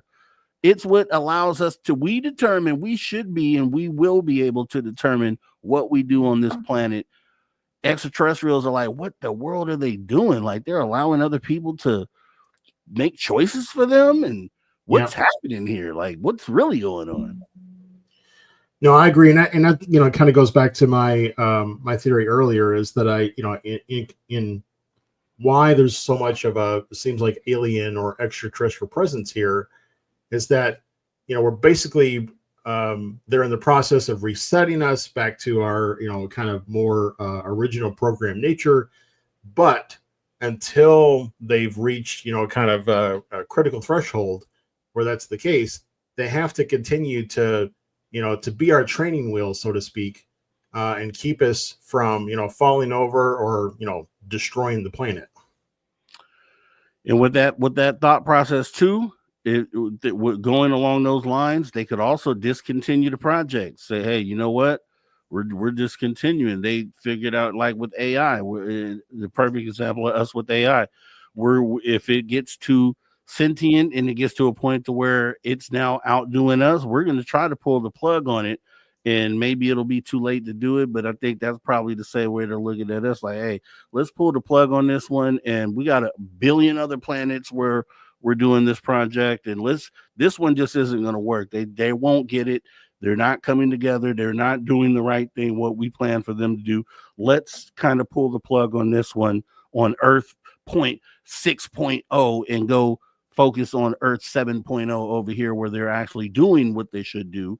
And thinking about it like that, that's a scary thought, because if it is, as you say, if it ends up being that way, and they have the ability to just say, hey, we're done with this project, boop, pull the plug, that's the end of what we're doing here. So hopefully that's not the case, but it's cool to think and talk about it here. Let me throw a couple questions out here real quick. We got about 8 minutes left. Roger Murray threw one out earlier saying, Josh Rutledge, question. What's your opinion on Dr. Stephen Greer's claims of the tic-tac shaped UFO or technology government made technology and planning a false flag invasion? It's an interesting theory. So kind of like we talked about before, there's a possibility that there are tic-tacs that are ours, tic-tacs that are theirs. I don't think that that's necessarily the focus point. The focus point is whether or not what we've been able to either capture or create would be used, kind of like Rob, what you're saying, in that unifying, calamity type situation. But instead of it being the thing that wakes us up, it's the thing that drags us further into their control. I think it's, again, like I said earlier, you have to consider all possibilities. The thing that really strikes me, though, about Greer is that just like, Russ came out and says he categorically knows that the Tic Tac is Lockheed Martin, Greer categorically knows that this false flag event is coming. And so just like I kind of had when I originally heard from Ross around his statement, I need from Greer his proof. Greer does a lot of talking, and I feel like sometimes he's a little bit of a narcissist, but he has yet really to provide any substantial proof to support his claims. And he does a lot of, like a documentary every year, and in that documentary, it's like 75 to 80% Greer talking about the same thing he's been talking about for 30 years, but not really providing any additional support for his claim. So is it possible? Yes. But in order for Greer's theory to hold water, I'm going to need some more before I consider it as a plausibility. And if you keep screaming about the government's going to do a false flag invasion, wouldn't the thing to discredit you be to not do a false flag invasion? Right. So yeah. How can you in the same breath say that every new administration that takes office, you brief them on the current state of UFOs, and then also say, and they're preparing for a false flag operation? Bingo, ding ding. Where's my ding ding ding button? I like the Andromedan. What if they were humans, advanced humans from other star systems? Why this collective sleeps like sheep? Yeah, so I think that's where we were talking about the other species visiting us. It's very possible. I mean, there have been people who have thought about our species becoming a breakaway society, but perhaps we were the original, and what is else out there in the galaxy or the universe is the breakaway. Maybe we were defective and we were left here to figure things out, left with a scientific research team to try to help us overcome the problems that we have with how we treat the only habitable planet in our solar system. But those other breakaway societies come back and check on us from time to time, to get a status report. Yeah, and I definitely agree. Advanced humans from another solar system, why this collective sleeps like sheeps. Yeah, I mean, we do, and I have no clue. But the Jaquetta is asking, why doesn't another country besides USA bring out Alf or Paul? Love that movie, and let the world know they've been helping to advance humanity. That's a great question, and it's one that I ask myself and other people when I talk to them all the time. We have a lot of stories in our community about various extraterrestrial species coming and interacting with the governments of our world, or the government of the U.S., people in the U.S., etc. But what we don't have is a lot of that outside of the U.S.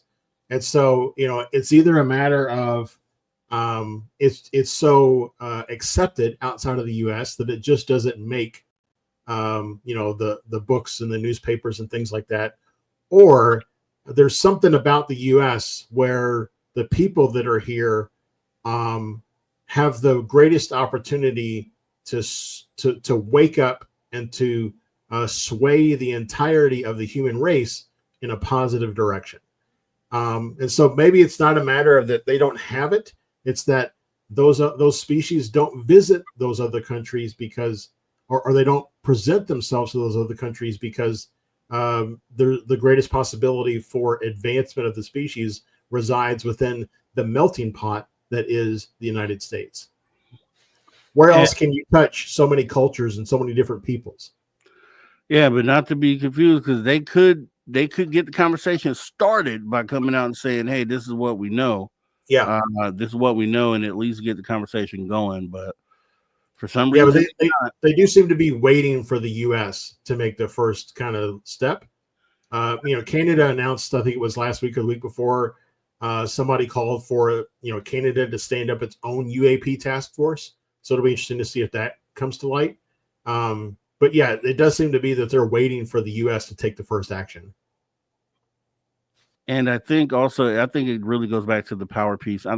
Regardless how peaceful these nations are across the world, most of them, I still think nobody's interested in giving up power. They just aren't. So if they can keep it, why not? But Jerry Carter's asking, whenever a UFO crashes, does the U.S. send in black ops teams to secure and cover up the info by any means possible, do you think? I mean, I think based on the testimony that we've gotten recently from others that I think that's the case.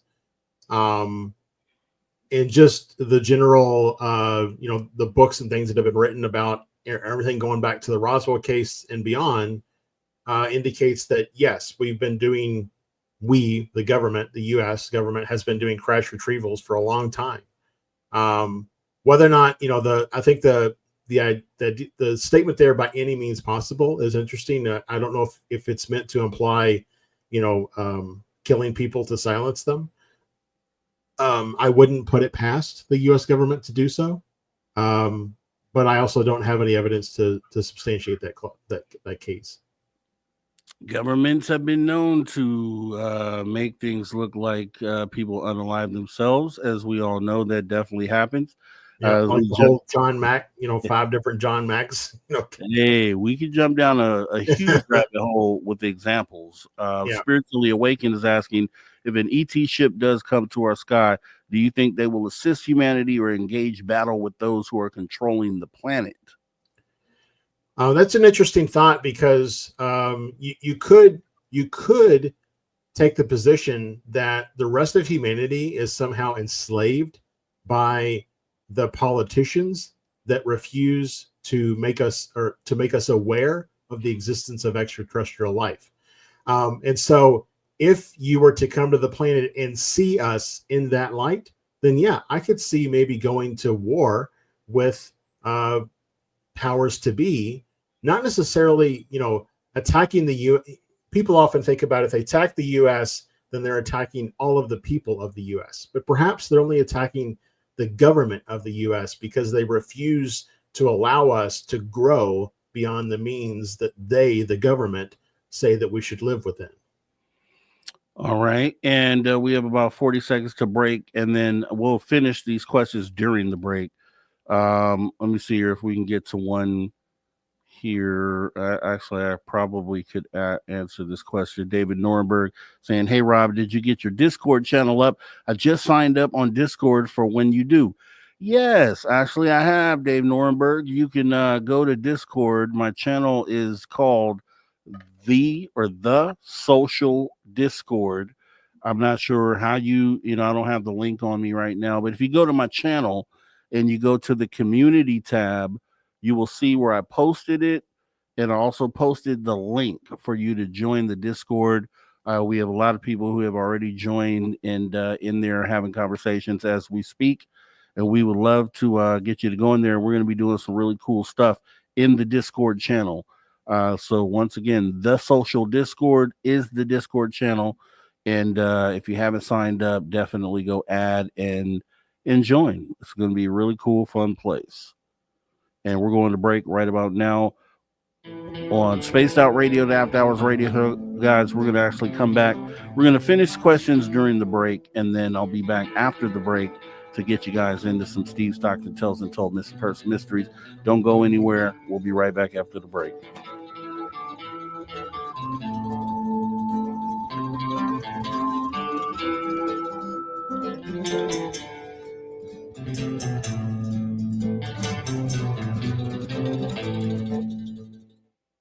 All right, let me get to the next question here. Seymour Glass is saying, hearings, disclosure, or an appearance. What's the point? What will it change? Why bother? Yeah, I mean, it's like, I pretty much think that's a question born out of, like you were talking about earlier, kind of the burnout of the UFO topic. Yep. Yeah, I think it's interesting that we do. I think the large voices in the community often say, hey, we're going to know something in 2026, and then it changes to 2027 and 2028. I think, like I said before, any chance that Congress has to continue keeping the UFO topic in the mainstream media hopper is a good one. But do I think that we're ever going to get anything from those hearings that really challenges our point of view or things that we don't already know in any way? No.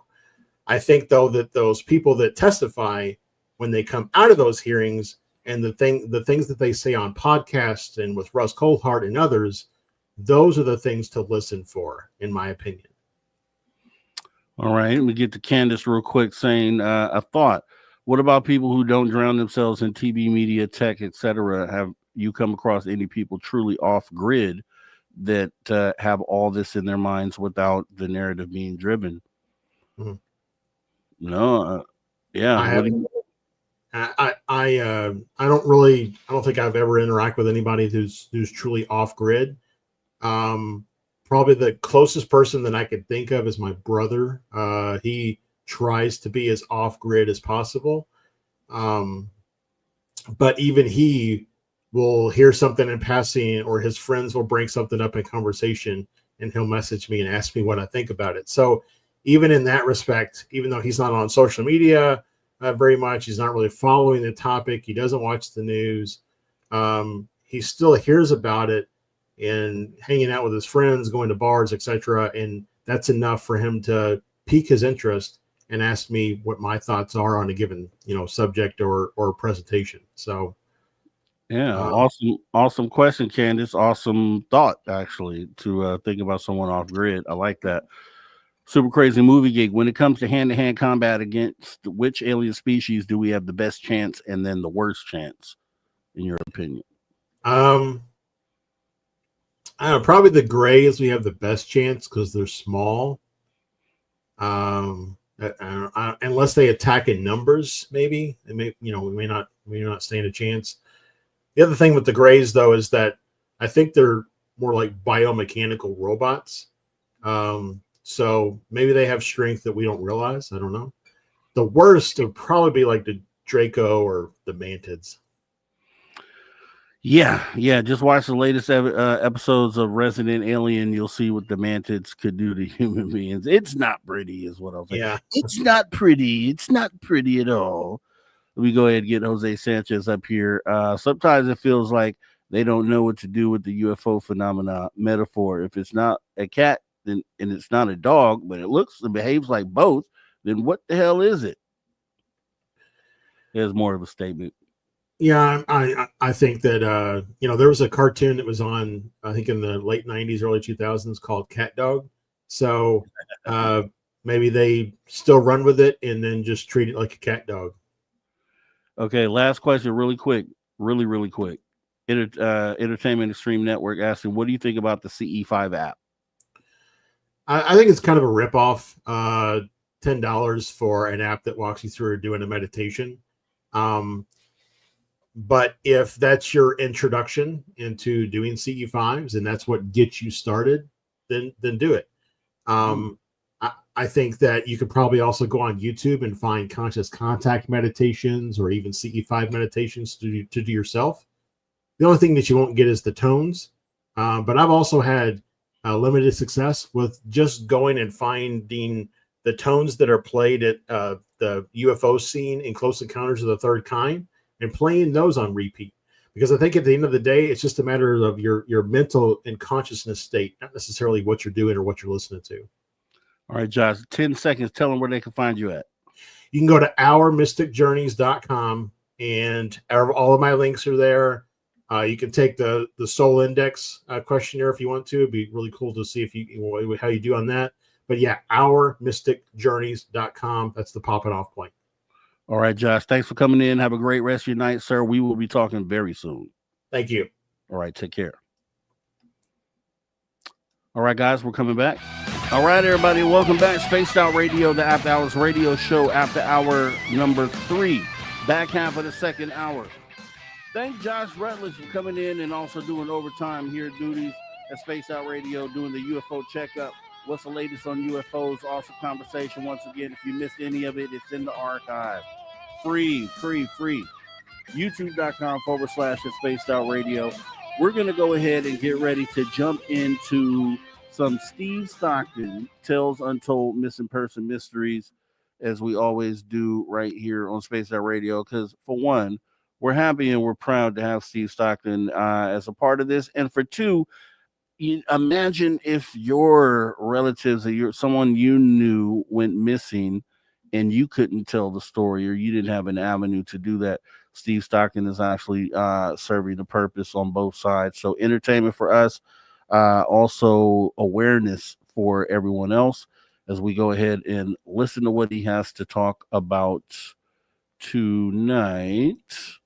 Here we go. Welcome to Tales Untold and Missing Persons Mysteries on Spaced Out Radio's After Hours. My name is Steve Stockton, and I'm here to take you on a journey of mysteries, legends, and true stories. Come, join me on this strange adventure of Tales Untold and Missing Person Mysteries. We have Angela Marie Hammond. On April 4, 1991, 20-year-old Angela Hammond was at a phone booth in Clinton, Missouri at around 11:45 p.m., talking to her fiancé, Rob Schaefer. The phone was located in a parking lot outside of the Food Barn store in the center of town near Jefferson and 2nd Streets. Angela had parked her car in order to make the phone call to Rob because she wanted to let him know that she was too tired to meet with him that night like they had planned and just wanted to go home, take a bath, and relax instead. The two lived together but had plans to meet somewhere after they both got out of work. While on the phone with him, she mentioned a mysterious pickup truck that had just started incessantly circling the booth she was in while she was talking to it. She became even more suspicious when the man driving the truck parked his car next to hers and got out, looking all around on the ground with some sort of light, as though he were trying to find something. Not knowing what was going to happen next, but having a bad feeling about the whole situation, Angela described both the man and his truck to her fiancé. Described the man as being filthy and bearded. Suddenly, Angela started screaming, and the line had gone completely dead. Rob was only a few blocks away and immediately threw the phone down, got into his own vehicle, and sped all the way to where Angela had been talking with him just moments earlier. On the way to the scene, though, he heard her scream and call out his name as he passed a truck that he noticed looked just like the one she had been describing to him before all hell broke loose. It was a late model 1960s or early 1970s green Ford F-150 truck. He followed the truck for about a mile down 2nd Street and Coulthart Drive, but the very sudden shifting of gears broke down his vehicle's transmission. The car stalled in the middle of the road as he helplessly watched the man drive away in the truck with his terrified fiancée inside. Angela was 4 months pregnant and was never seen or heard again. Rob said that he had gotten a better look at the truck Angela had been taken into and reported that it had a water decal or some sort of outdoor scene covering the whole back window, that it possibly had a white top and possible damage to the left front fender. Witnesses reported seeing a Caucasian male driving a similar-looking truck near the phone booth at the same time Angela disappeared. The man has never been identified, but was reportedly wearing overalls and a dark-colored baseball cap. He wore glasses and had a beard and mustache. A composite sketch was completed based on witness testimony, and though Rob was initially considered a suspect, he passed a polygraph test and was eventually ruled out. At the time of his disappearance, Angela worked in a bank and attended classes at Central Missouri State University in Warren, Missouri. Angela's a white female who had turned 53 years old on February 9th, 2024, and was only 20 years old at the time of her disappearance. She was between 4 feet 11 and 5 feet tall and weighed between 120 and 140 pounds. She was wearing a white button-down shirt with black spots on it, black slacks, and white sneakers. In 1991, Angela's teeth were said to have been in excellent condition. Her nickname is Angie, and she has brown hair and brown eyes. She wears contact lenses and has a scar on her upper lip. Anyone with any information about this case should contact the investigating agency, the Clinton, Missouri Police Department, at 660-885-5561. Next up, Brandon Lawson. Brandon Mason Lawson was born on November 18, 1986, in Fort Worth, Texas, in the United States. His parents' names are Brad and Kimberly, and he has 3 siblings named Brittany, Kyle, and Billy. Brandon and his common-law wife, Ladessa, were high school sweethearts and had 3 children together. On the evening of August 8, 2013, 26-year-old Brandon had an argument with Ladessa at their home in San Angelo, Texas. And as per the agreement the two had made with one another, when things got too heated, one of them would leave and give both time to cool off, and that's just what Brandon did. Brandon called his father and explained the situation, saying he wanted to come and spend the night at his house. Brad, who lived 3 hours away, didn't think it was a good idea for him to drive so far away and tried to talk his son out of it. However, Brandon insisted, and they hung up with one another. Brandon left his house in his vehicle, a silver Ford F-150, at 11:54 p.m., but would never return home again. Brandon ran out of gas on his way to his dad's house, which was located in Crowley, Texas, and he pulled over on Route 277 between San Angelo and Bronte in Coke County. His brother, Kyle, only lived a mile away from his and Ladessa's house, and he asked him to bring him some gas so he could get back on the road. While talking to Kyle, Brandon claimed he was being chased by 3 men whom he later described as, quote, Mexicans in the neighborhood, end quote. Kyle wasn't sure he believed what Brandon was telling him, but didn't know why he would lie about such a thing either. Brandon had a history of drug abuse, but had been completely clean for about 6 months leading up to the night of his disappearance. However, Kyle asked him if he'd been using, thinking that maybe his brother was just hallucinating. Brandon denied being high, and after hanging up with his brother, Kyle called Ladessa and explained what was going on. She left a fuel container outside for Kyle and his girlfriend to pick up so they could put gas in it and bring it to Brandon. Kyle didn't have any money on him at the time, but planned to pick Brandon up, bring him to the gas station to get the fuel, and then drive him back to his truck so he could put enough gas in to get him to the station with his truck to refuel it properly. They drove to the location Brandon had given them and saw his truck parked on the side of the road, but they didn't see Brandon anywhere. A sheriff's deputy who had been contacted by a trucker showed up a few minutes later to check the vehicle out. During another call between Brandon and Kyle, after Kyle had gotten to the truck and saw the officer there, Brandon told him, I can see you. I'm right here. However, neither Kyle nor the deputy could see Brandon anywhere. When Brandon still hadn't shown up after several more minutes, Kyle thought it was possible that Brandon simply didn't want to have any contact with law enforcement because he'd only recently learned that there was an outstanding warrant for his arrest. It was related to some drug charges issued to Brandon out of Johnson County years before in 2005.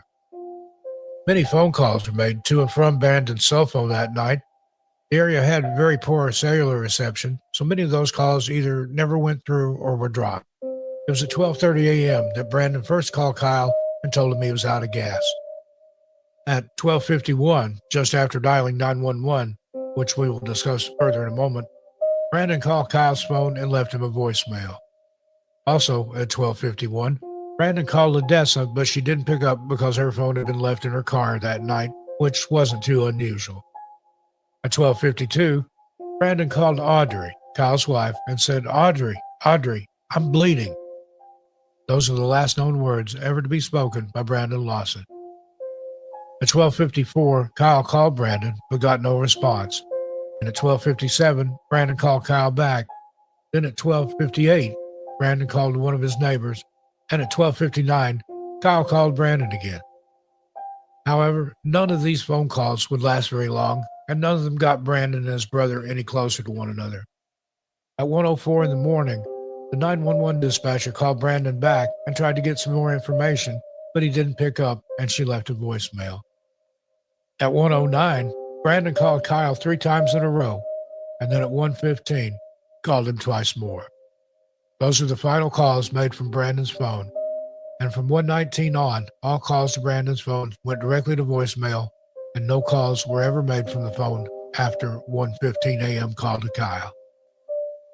Brandon's 911 call became a huge subject of debate and the hottest topic of the case overall when it was finally released to the public, and the internet all but blew up with theories and speculation about what was being said and what could have happened to Brandon. It's incredibly hard to understand what's being said, possibly due to the poor cell service in the area. Here's one interpretation of several circulating online of the transcript of his original 911 call that night. Many people hear different things, and mostly what's being said has never definitely been determined, but many sources believe this is what most likely had been said that night. We have no opinion one way or another, but here's the interpretation. Operator, 911 emergency. Brandon. Yes, I'm in the middle of the field. Just bring some guys over. Right here, going towards Abilene on the Bronte side. My truck ran out of gas. There's one car here and guys chasing me into the woods. Please hurry. Operator. Okay, now run that by me one more. Brandon. I tried talking to him. I totally ran into them. Operator. You ran into him. Okay. Brandon. Just the first guy. In the background noise. Brandon. I got shot. Operator. Do you need an ambulance? Brandon. Yeah. No. I need the cops. Operator. Is anybody hurt? Strange noises in the background. Operator. Hello? Hello? Hello? Brandon. Very faintly. Help me. Now, in a slowed down version of the call, many people believe there's another voice talking, saying, get up and protect yourself. But there's just never been anything definitive to point in the direction of what actually happened to Brandon Lawson that night. There's so much rumor and speculation surrounding this case, but if we're just sticking to the facts, the case is still open and unsolved. Brandon's family continued to search for him in the area through the morning, but they never found any evidence as to his whereabouts. Law enforcement initially presumed that Brandon might have been hiding and on the run because of an outstanding warrant, but most people didn't find that plausible, given that he called 911 himself and specifically requested the dispatch send the police to the station. Ledessa and the rest of Brandon's family tried to search as much of the area where his truck was last known to be, but their efforts were hampered by many landowners who refused to allow them to search their property. Not a single shred of evidence was ever found that would even suggest what might have happened to Brandon. In the days following the disappearance, law enforcement officials conducted their own small searches in the area, but never found a heat signature nor a body.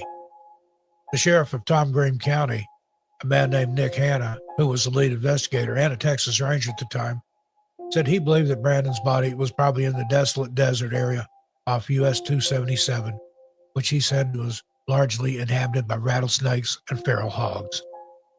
However, when they honed in on that section of the grid and focused their searches in Bronte, despite utilizing 2 DPS helicopters, ATVs, Texas-R, 6 cadaver dogs, and 4 different agencies, no trace of Brandon Lawson was ever found. It's a mystery that remains today, with the many interpretations of the 911 call being the prime focus of the whole situation, with people thinking if he were ever to be found, what was really being said in that phone call would be the key to it all. And next, Joanne Marie Peterson. Joanne Marie Peterson was born on May 17, 1972, and was 10 years old at the time of her disappearance on February 19, 1983. Joanne disappeared from an area near her home in Fraser Valley in British Columbia, Canada, after having an argument with her sister. The girls had been out for a walk and their parents weren't home. They had an argument and Joanne started to cry, and her sister ran home and locked her out of the house. Joanne then walked to the penny pincher store that used to be near Vetter and Watson Roads in Sardis. She walked into the store and spoke to the clerk behind the counter, before going outside to use the public payphone booth to make a call. Joanne called the operator to try and connect with her parents, and witnesses came forward reporting that they had seen a man inside the booth with her at the time. Joanne did manage to make contact with her mother during that call and asked her mother to come and pick her up. The man suddenly grabbed the receiver and told Joanne's mother that if she wasn't there within a half hour, he was going to call the police. Her mother made it there within 15 to 20 minutes, but Joanne was nowhere in sight. The case quickly went cold despite the best efforts of the RCMP and all the other agencies involved, and despite desperate pleas from Joanne's family for someone to come forward with Joanne or with news of what had happened to her.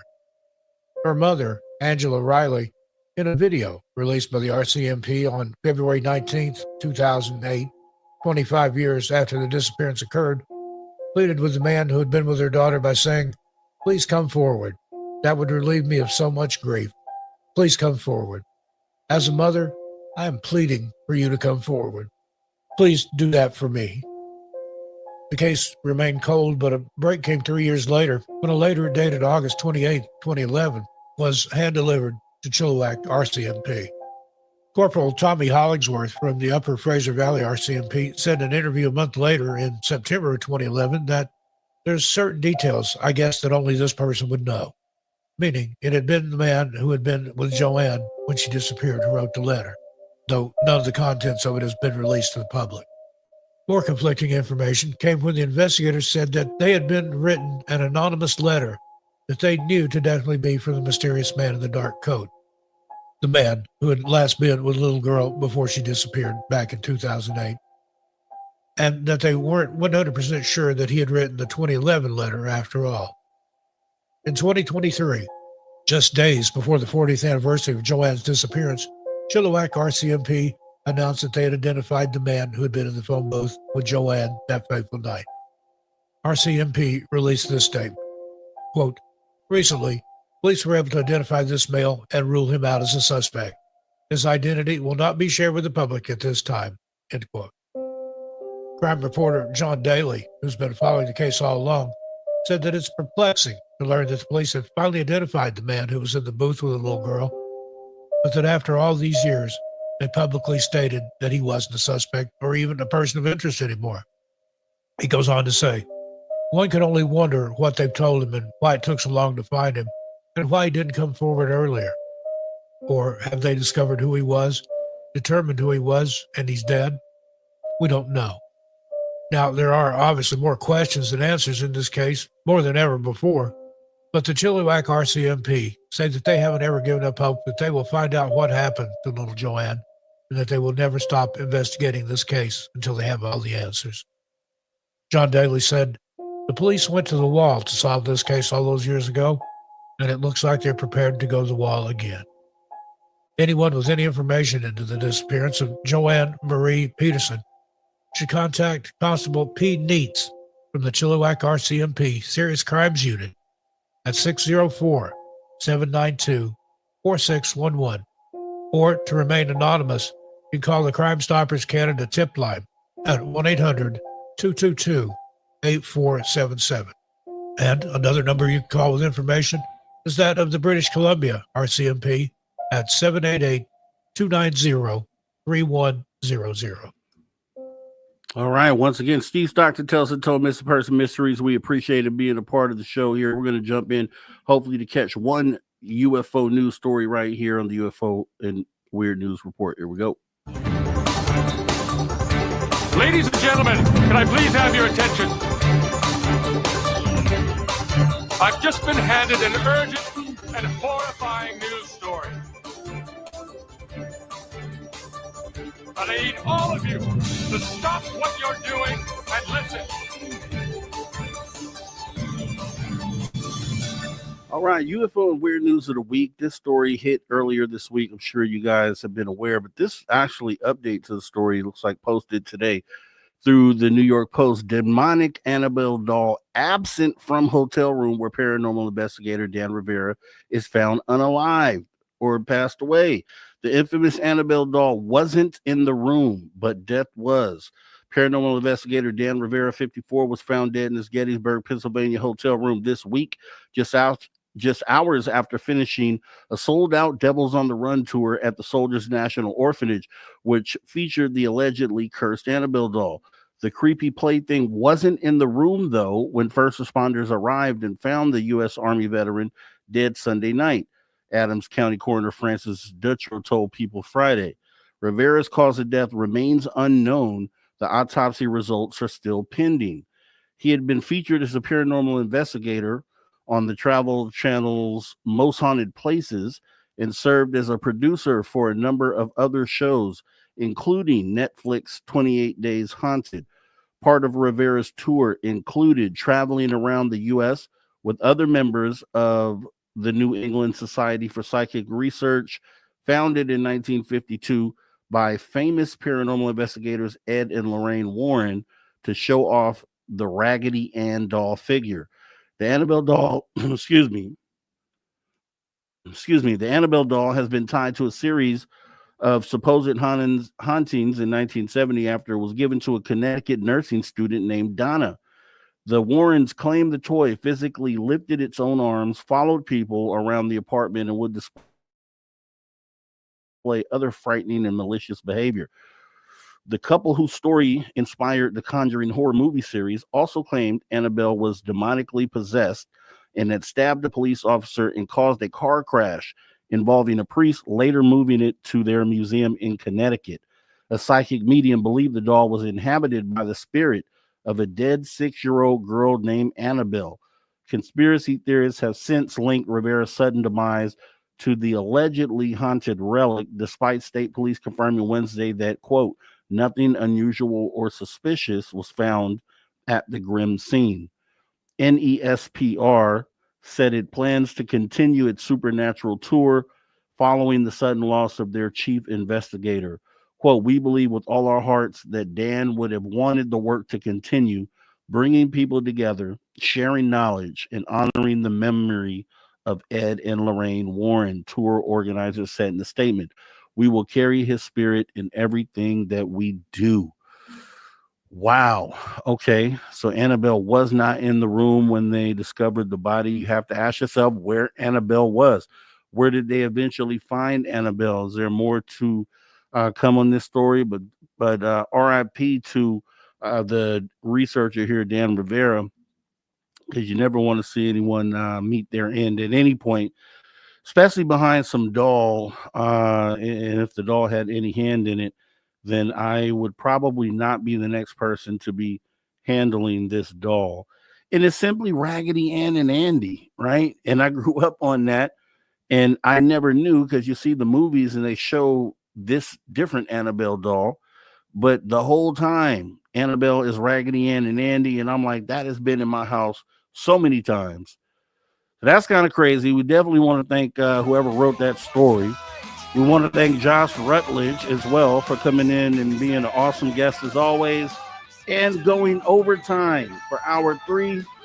We also want to thank the man you hear right there, Ron Bumblefoot Doll. He's the man that rocks us out of each and every show, each and every week, and he reminds us to never say never again, because yes, the phenomenon is real, which means anything and everything is possible. So if you understand that, you know that you love the show tonight, make sure you hit the like button first, and then also throw your horns up. Also, we want to thank all of our viewers online and listening from wherever in the world you may be listening from. We appreciate you tuning your frequency to Spaced Out Radio, where we do what we do best. What's that, you ask? We own the night. Remember, the show is copyright Spaced Out Radio, SR Media Ventures Limited. Once again, it has been a pleasure serving you as your host. I am Mr. Rob G. This is the After Hours Radio Show, as it says right there. And to all you space travelers, not a goodbye nor a farewell. However, you can best believe as we go off air for the night, we will be back doing the same thing. Same time, same place. We hope to see you back here. Have a great rest of your night. Take care.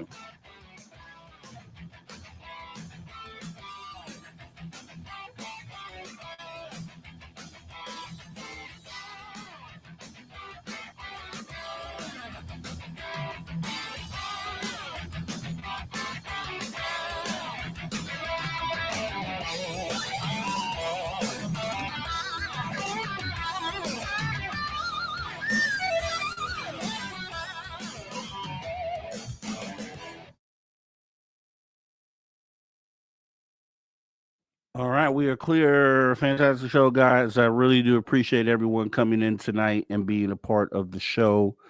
Let me go ahead and get this show sent off here. So, excuse me, it'll take me about a minute or two. Saturday night, if you're on the West Coast, it's still 11 p.m. So you got a couple of hours to go out and have some fun if you're on the West Coast.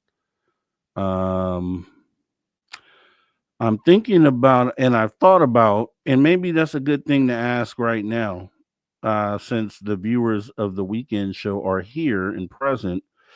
What do you guys think about having this show go an hour earlier? Like instead of 8 p.m. until 11, we run 7 p.m. until 10 p.m. Pacific.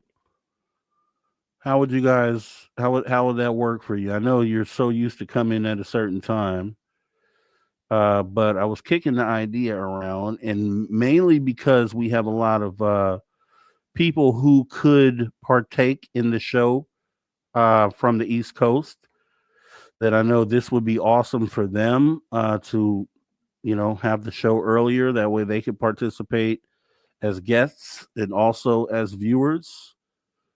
Put that in the chat. Let me know what you think, and maybe I'll put up a poll as well a little bit later. Let me see. Yeah, because I know how it is. I've been considering doing this for about a year now. Since we had that break last summer, I was going to come out of the break an hour earlier, but I've waited, and I think it's a nice sweet spot. It's a nice compromise. Because if you look at it, running 7 to 10 Pacific is that's just asking a guest to come on from 10 till midnight Eastern time, which is doable. Once you start getting into that next day, that's where it's kind of hard to ask a guest to kind of stay. Okay, Zenzabil says sure 7 to 10 is good, but I'm modding 7 to 9 elsewhere. I think I know where that elsewhere is. Okay.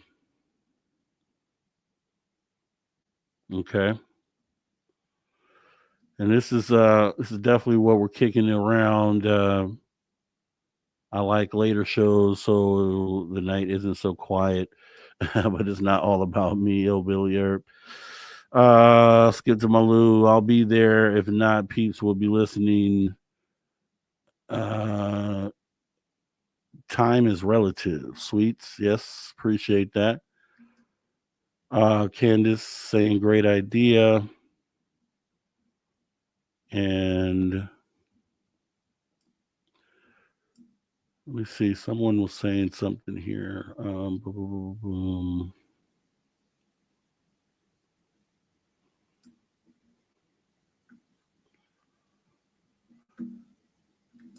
Yeah, 10 to 20 more viewers. I'm not even worried about the viewer part of it, because I figure most of these shows you don't catch aren't caught live anyway. Most of the views happen after the fact, but it's more so for the guests and the ability to open up guests. Because at the current time, I mean, my show's an hour earlier than Dave's. So for Dave, 9 p.m. to midnight. For the East Coast is obviously midnight to 3 in the morning. So East Coast guests are usually out for that slot. They barely will do this slot because it's still 11 p.m. until 2 a.m. East Coast. And it's a little more palatable if you can get them in a little earlier, right? So that's a whole group of people that we should probably still be having conversations with on the East Coast that I'm sure have great input and just can't do the show because of the hours. Saturdays and Sundays, so both days I would consider doing that. And I'm gonna give it a test run coming up. I'm gonna give it a test run, maybe do like a week at that time, 2 weeks at that time, just to see how it feels for everybody. Because I know even just saying it, you could always find a reason why you had something else to do, but just to see, it may or may not fit in or work out well. It may work out great. I'm open to either slot, really, the same one we're in or going an hour earlier. I'm even considering that, not for myself, because I personally like this slot on the West Coast, but it's more so for the East Coast guests and people that are asked to come on, like Sir Brian Bowden, who comes in from the East Coast, from New York. You know, who wants to be dealing around after midnight when I get to go to bed at a reasonable time and he's up at way after midnight, right? It's not fair. It's not fair to guests, and we want to be considerate of everybody involved. So I just wanted to check that out with you guys. I'll probably put a post on it. If you're on my channel, maybe we'll talk more about it as well, which you should go to my channel. We have great conversations over there. That's youtube.com/@MrRobG. We have some great stuff over there. We just talked Skinny Bob last night, amongst some other things. We're always talking about some crazy stuff over there. You can call in and get on stage yourself. So make sure you guys go over there and hit that subscribe button. Once again, youtube.com/@MrRobG. With that being said, I'm going to let you guys get to your Saturday night as I will get to mine. We are up out of here, guys. We want retribution like we always do. Shout out to everybody on YouTube, on social media, Facebook, X, Instagram, LinkedIn. We appreciate you guys all coming into the show and hope to see you guys again soon. This is how we get out of here. Later.